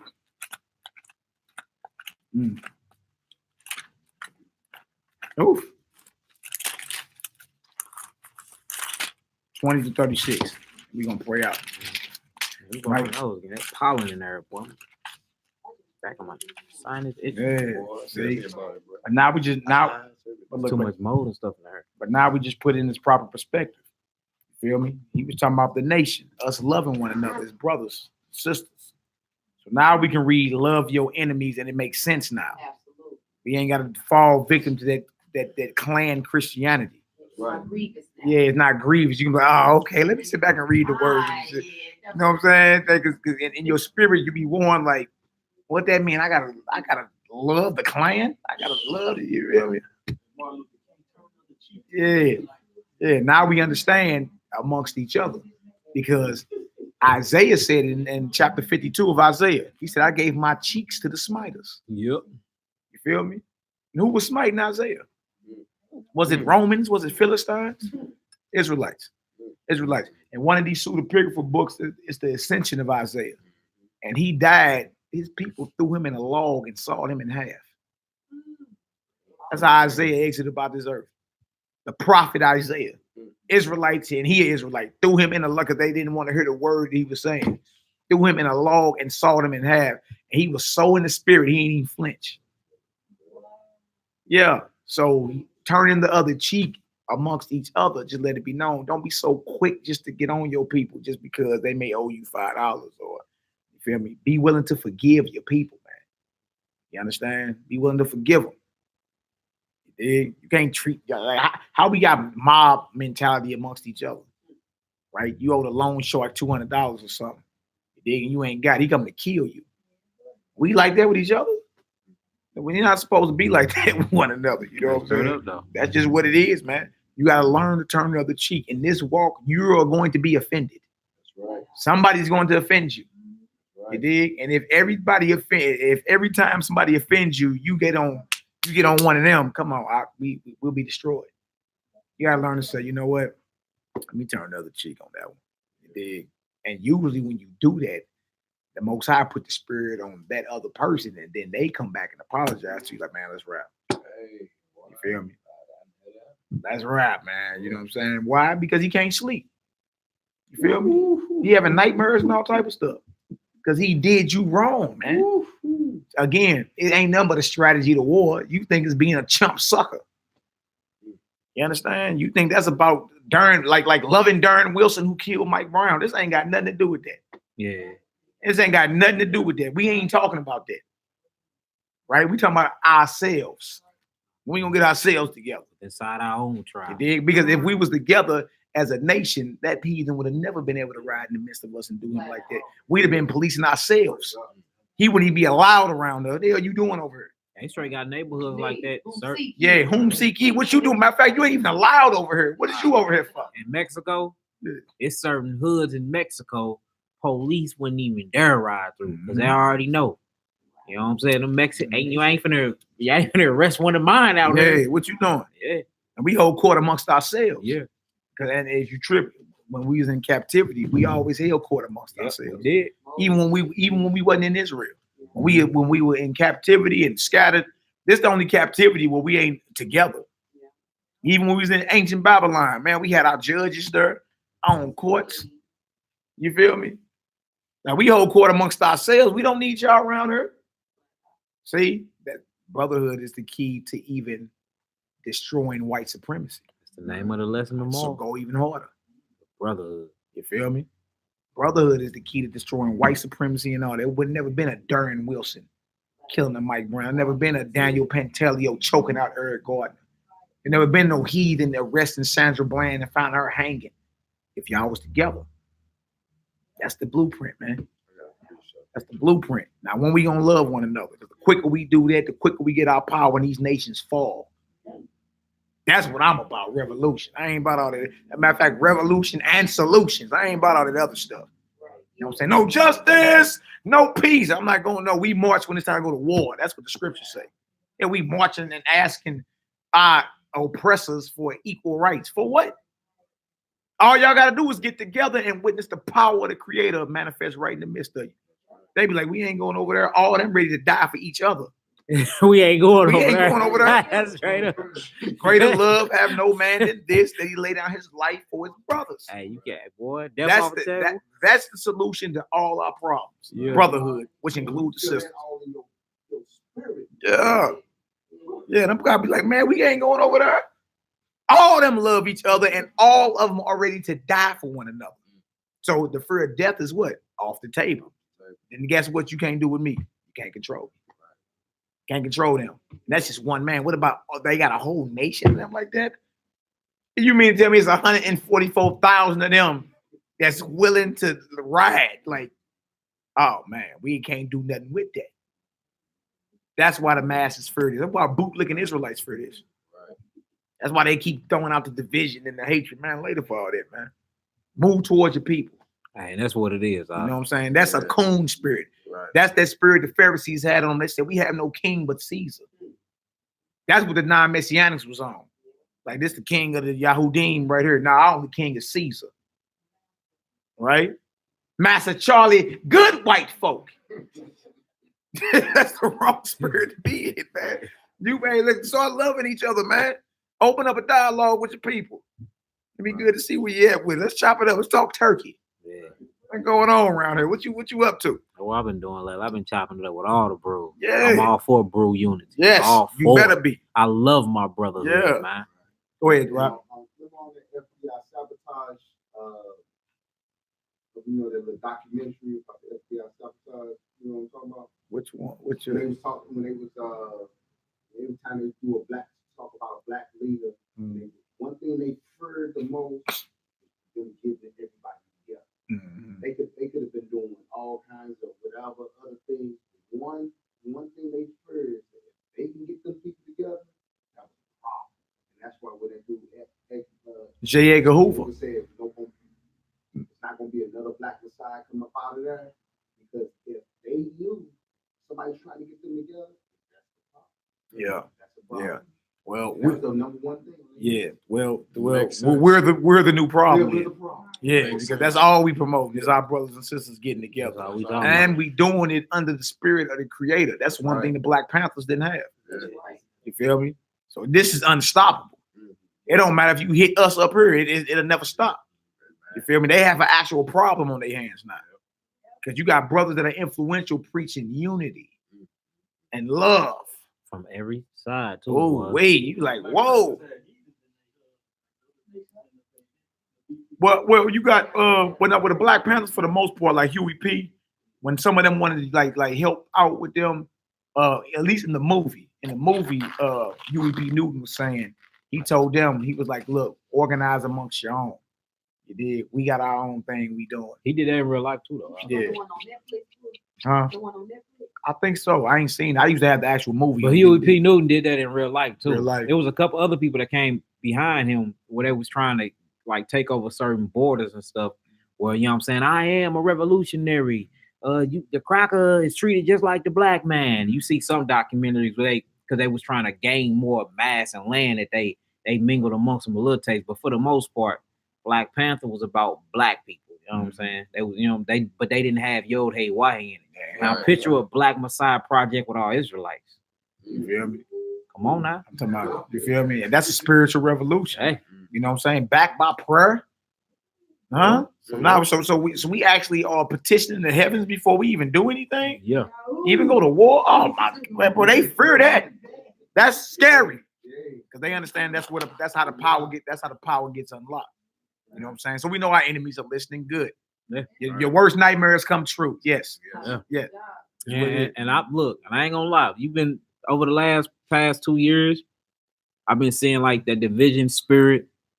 But like, but look, the Most High is literally all them niggas that's on that, he weeding them out. Yeah. I've been seeing nothing but love of the brotherhood from Israel to Ohio to I'm talking about everywhere. I'm getting calls from everywhere. Brothers I used to hate for no reason. We like this now. Even a brother that was a non-Messianic, Zion Lex, talk. You know what I'm saying? Like linking up with brothers, you'd be like, dang, I missed out on all this under this mindset. Yeah. Real talk. You know what I'm saying? Bros, like you come down here, you and Malik good. Y'all got somewhere to lay y'all head. Ain't no need for no hotel. Y'all got food. We'll cook for y'all. Just get here. You know what I'm saying? Look, it's coming. You see, it's coming, bro. And there ain't nobody finna stop this. Nah. Nobody. Nah. That's because we've been like you said, we've been training for that so long. So you gotta read, you gotta get in the scripture, you gotta apply. Yeah. It ain't gonna be easy. Yeah. You Yeah. do it to the end. Yeah. Yeah. Yeah. They gotta go, man. I'm just saying that to say this though. If any brother, me and you, Larry, if a brother say you come in here and you just believe in a whole different ideology, you know what I'm saying, but you know who you are and you got love for your people. We rapping off just that strength. If a brother come in and say, don't mess with him, we don't like him because he have a different thought process than you, he is worse than the cracker. Period. He's worse than the enemy. He's one of the devil himself. Bro, that division spirit, bro, is straight of Satan. It is. Because it is no power in us being apart from each other. It's none. We see that in the scripture. You know what I'm saying? If a man falleth, if he ain't got a man to dig him out the ditch, Yes. what's the point? If a man cold and he ain't got his brothers to help warm him, you know what I'm saying? Like, bro, that division spirit, I don't see that nowhere in the Bible. I don't see it. I don't see that nowhere in the Bible. So anybody pushing that is not pushing Torah, is not pushing none of it. Anybody pushing division amongst the brotherhood, bro, is of Satan himself. I don't care who they is. Let me hit this one here to prove. Yeah. Strong defense. Right. Exactly. That's right. Yeah, so right. so that's why y'all been seeing these lessons come out back to back like that, because that's what's needed to kick off these prophecies anyway. You know what I'm saying? That's what's needed to kick these, bro. How's the 144 gonna come together? How's all these tribes gonna start moving towards one? How's we gonna get back to Zion? Obviously, it's gonna be certain brothers in different pinpoints on earth that's gonna be like, nigga, we been off. Let's reach out to them bros. And you see it happening right now. You know? So anybody on some wood, we don't rock with. I don't even need to hear from you. I pray for you. I'm keeping it pushing. You on some division, then you ain't a part of what the Most High got going on. You must not be in his plans or something. So hey, yeah, real talk. Like I personally actually rap with brothers in Israel. Yeah, like, you got the WhatsApp, you got them apps and all that. WhatsApp groups. But then I got 2 or 3 brothers. Matter of fact, and both of these brothers I met before they left the States, like 12 years ago. You feel me? And they reached out back to me probably 2 years ago, and we just been dialoguing back and forth. You feel me? Yeah. Nope, not even from that. You feel me? This actually just moved up out of the States back in 2007 or 8 or something like that. But before they left, you understand? Before they left, we had met up here in St. Louis, Kansas City, and Nashville. You know what I'm saying? We was going around just hollering at different brews or whatever. Then we finally done reconnected. Yeah, man, brothers are solid. Dig? Ben Ami dead now, but we got a lot of family down in Des Moines. You feel me? It's people we need to reach out and rap. You know what I'm saying? Them still your people, regardless if they thought Ben Ami was the savior or not. Those are still your people. You know what I'm saying? And they in the land, been in the land 50 years, 20 years less than the invaders, 20 years less than the imposter Jews. Yeah. You feel me? So that, I mean, fact of the matter is somebody had to stand up to fulfill that prophecy, even though Messiah say, you know what I'm saying? If they say I'm in the desert, don't go. Somebody had to raise up to fulfill that prophecy. Yep. He did. And he was like the only leader from that time that was left alive until a couple years ago. All the rest of the leaders got took out. Malcolm X took out. MLK took out.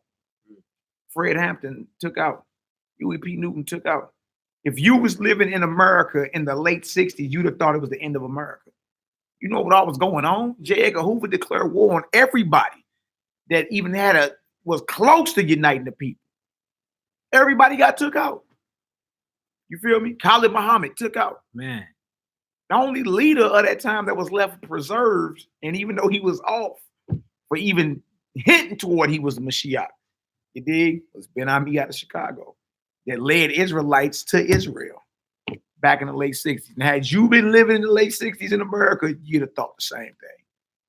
You feel me? You'd have thought the same thing. You feel me? And people were more united then, but then you got the government declared war, man, on every so-called black organization then. You know what I'm saying? And all them leaders died violently for the most part. Sade 19 said, but Franklin's still alive, huh? Yeah, right. Right. And all the rest of the bootlickers. That's what I'm saying. Yeah, the sellouts was like with your boy Jesse Jackson, Al Sharpton, Franklin. Yeah, your boy Louis Farrakhan. Yeah, like he was in on he was in on hitting Malcolm. Yep. And Khalid Muhammad. You know what I'm saying? Like all these Jesse Jackson and them, they talk about how he had MLK switch his hotel room. That's why he got sniped up on the balcony. He was down on the first floor at first. They had him switch his room and all that, bro. Like all these cats been compromised. Yeah. You see? Yeah, Al Sharpton is an FBI snitch. They pulled his papers on the news. Yeah. They pulled his papers, his informant papers. Yeah. Hey, even the white dude said he was disgusted at him. I said, you got a heathen saying you soft for turning on your people. That's a problem, boy. Real talk, man. that's where we at, bro. Yeah. Real talk. And then trip up the MLK was killed the day after. He said, I've been to the mountaintop. I've seen the promised land. I may not get there with you, but we as a people are going to get there. Less than 24 hours later, they blew his top off. Because whether you agree with his ideology or not, he was a threat. He was a threat. He could possibly unite this people and point them home. You feel me? Anybody on that is a threat, man. You feel me? So a lot of Negroes talk about him. Then, you know, we came out of the zone. We used to talk bad about MLK. What? Martin Luther King. Nigga, I had a dream. But the fact of the matter is, none of y'all got a baby cut, a paper scratch on y'all for the king. And ain't none of you And y'all ain't Negroes gathering the brotherhood. Y'all ain't did none of that. Like, you may disagree with his ideology, you did, but they don't take out people like that, you feel me, if they not a threat. Yeah. They hit his top after he mentioned Israel and pointed to people there. Less than 24 hours later, he was dead. Yeah.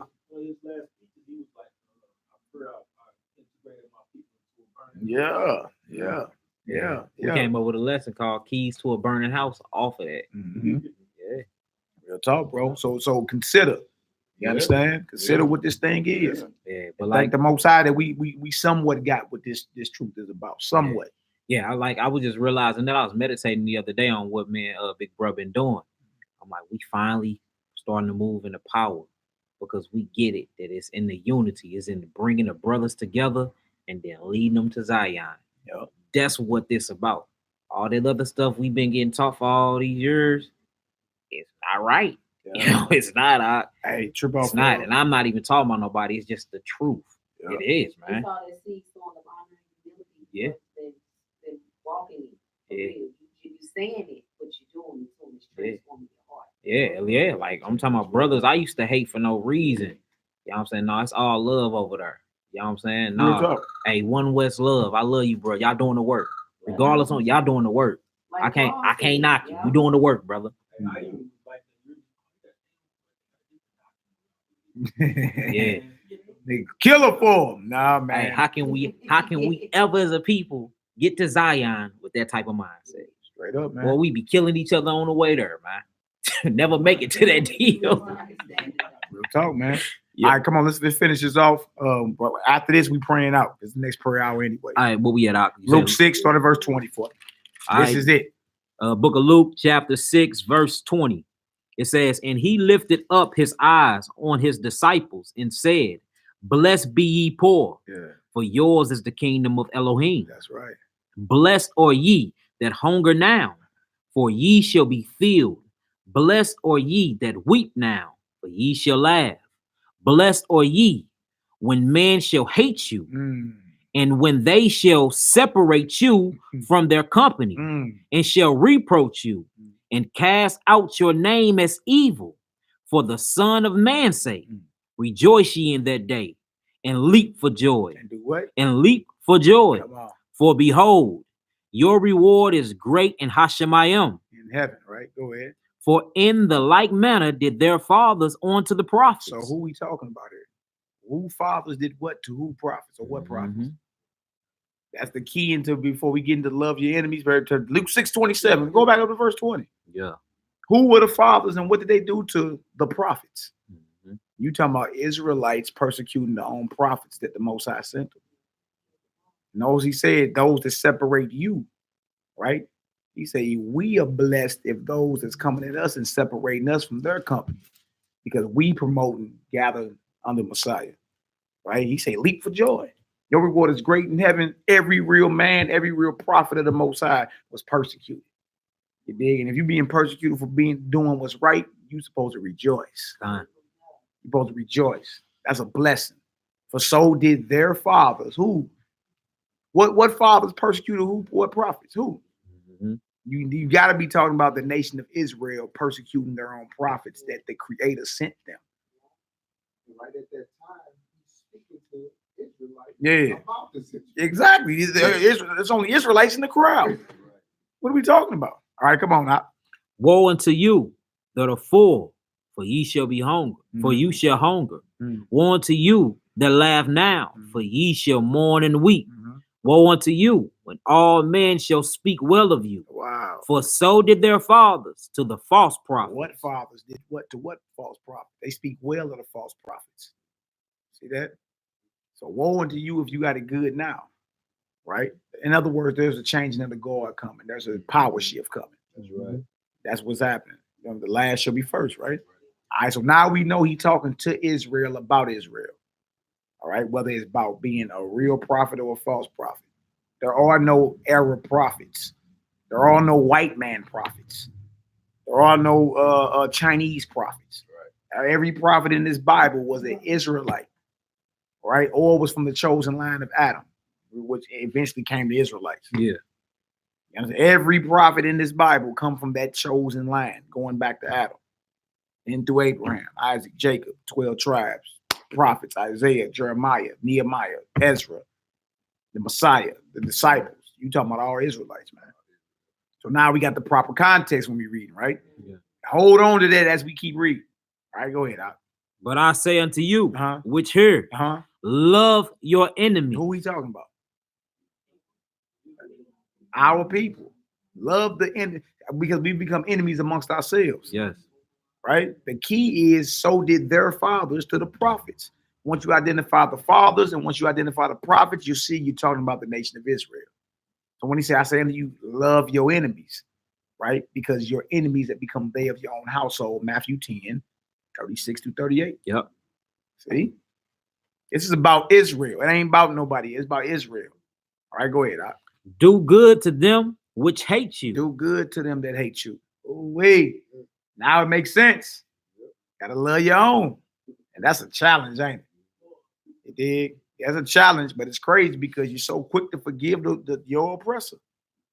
So it ain't like it can't be done. It's just you giving the energy to the wrong person. You see? You already loving somebody that's a perceived enemy and hating your own. Mm-hmm. It's easy.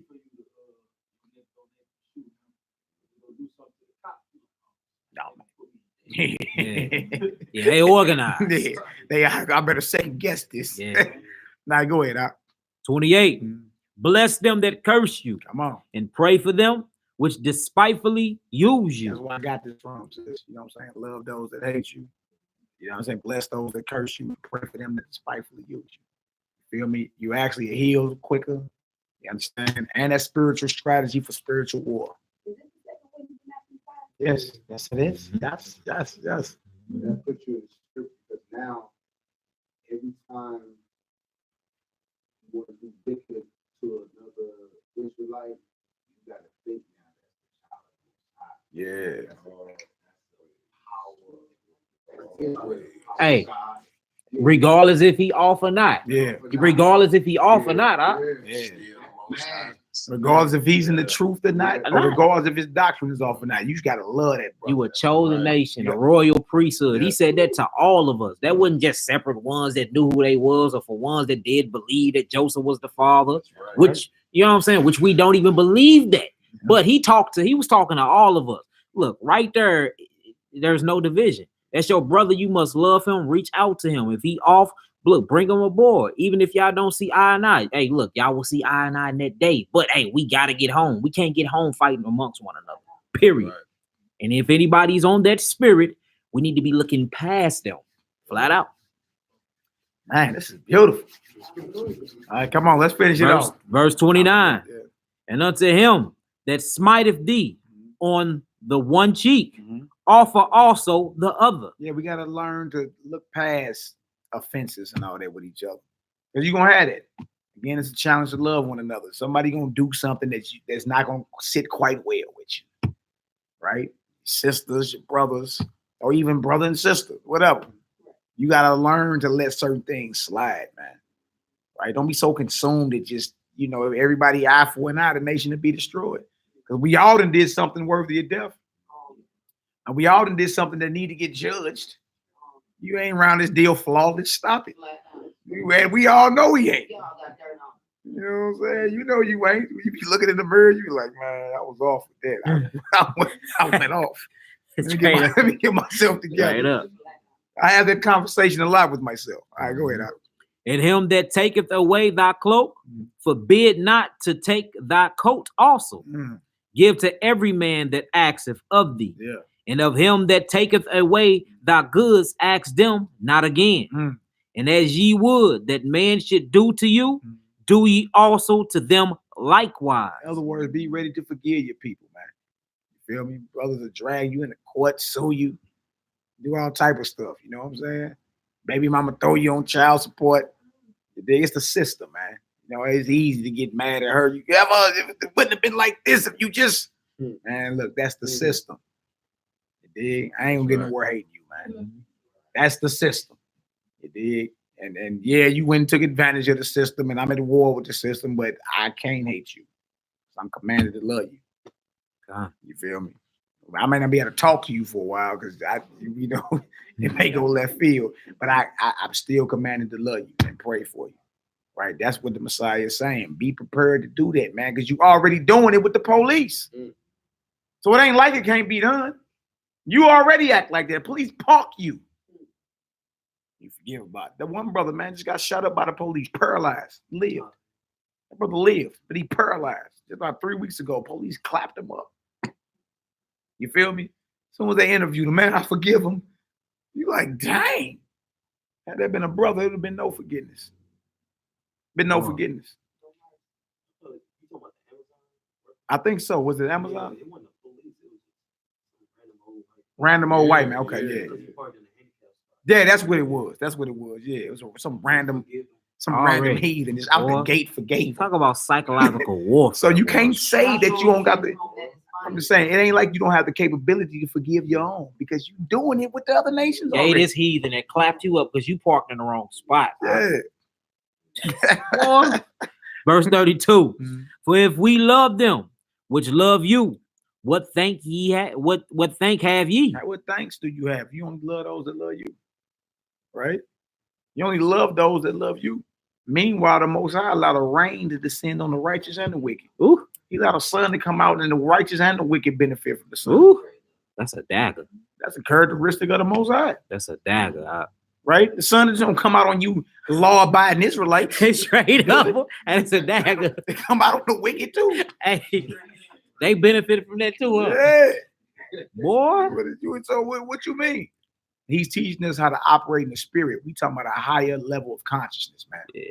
Melchizedek Ministers. Melchizedek love. Yeah. Yeah. Yeah, it is. Hallelujah. Hey, this is a good teaching. Hallelujah. Hallelujah. It's a good one. For sinners also love those that love them. Sinners only love those. I'm only down with my little set over here. Well, those sinners do that. So also, what's the difference between you and a sinner? If you only love those that love you, if you only lawful with those that believe what you believe. See, so that proves you can't just go rob somebody just because they have another nation or whatever. You know what I'm saying? It's just the truth, man. It's a challenge. Right. But the point is, you already doing it. You already forget the police. You already forget the Amazon driver or the random white man that shot at the Amazon driver. You already forgave Dylan Storm Roof that killed 9 of your people inside of a church. They didn't even ask for forgiveness. You already doing it, so you can't say you don't got the capability to do it. You just don't want to do it. Cause your heart full of hatred, man. Yeah. That's all of it, man. Especially that's respect the person, boy. Yeah. You'll do it with the cop. You know what I'm saying? Wow. Come on now. Ooh. And if you do good to them, which do good to you, what thank have ye? For sinners also do even the same. And if ye lend to them, of whom ye hope to receive, what thank have ye? Right. For sinners also lend to sinners. That's what I'm saying. Like you lend to loan somebody something, right? You supposed to be giving that out, not even tripping off if it ever come back to you. You understand? That's what sinners do. That's what all the loan companies do, and they charge you interest. Yeah. You get a loan for $2,000 and got to pay them back $5,500. Your money be right every month. Right. And you gladly go do it. Right? How we supposed to be as brothers, the brother needed. What you mean? That's how Abraham was. You couldn't breeze past his tent. You need what? Man, hook him up. Bang. Right. Kill a fatted calf. Sarah, hey, prepare that meal right there. Bring. Hey, bathers. Bring the bathers out. Wash your feet. Bring that bucket of water. Wash everybody's feet right here. And he giving you all scripture and wisdom. Yeah. You know what I'm saying? He lived to serve you.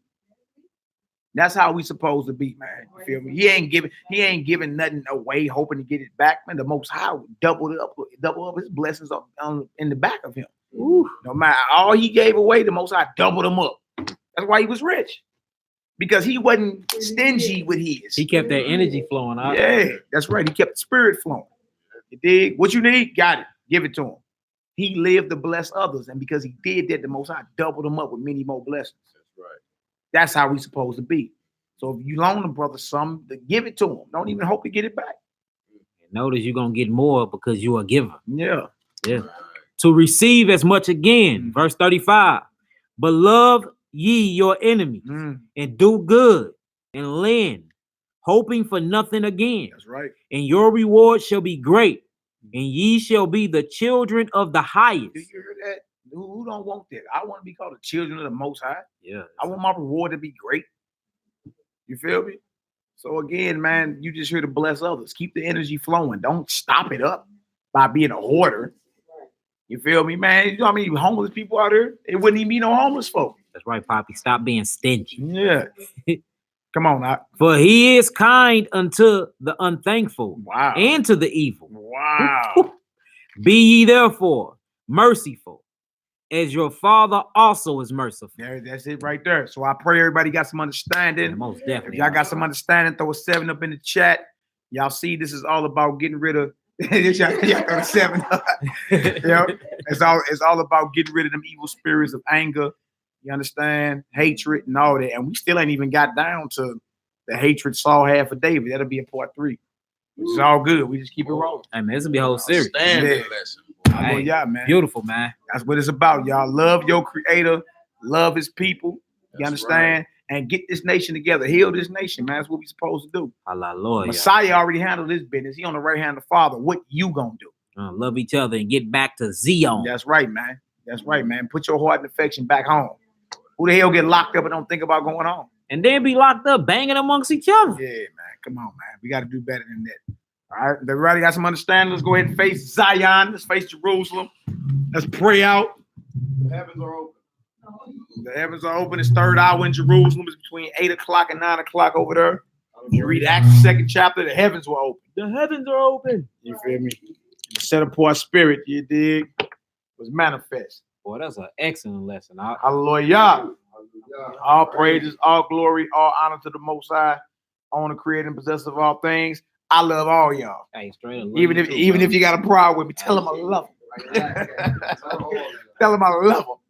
Let's get this together. All right, repeat after me. I'll be new. I'll be new. Shabbat Shemayim. Shabbat Shemayim. Yi Kadesh. Yi Kadesh. Shimka. Shimka. Tabo. Tabo. Malkuteka. Malkuteka. Yea, I say. Yea, I say. Ratzonka. Ratzonka. Kabashemayim. Kabashemayim. K. K. Baaret. Baaret. Etlakim. Etlakim. Kukenu. Kukenu. Tanglanu. Taylanu. Hayo. Hayo. Uslaklanu. Uslaklanu. Oh. Kataenu. Kataenu. Kamo. Kamo. Shelsuki. Shelsuki. Gum. Gum. Anaknu. Anaknu. Lakotin. Lakotin. Lanu. Lanu. Wa'o. Wa'o. Tabienu. Tabienu. Lide. Lide. Nisayo. Nisayo. Ki. Ki. In. Kotzenu. Kotzenu. Minhara. Minara. Kilaka. Kilaka. Hamamlaka. Hamamlaka. Wahabura. Wahabura. Wahati Baret. Wahati Baret. Laome. Laome.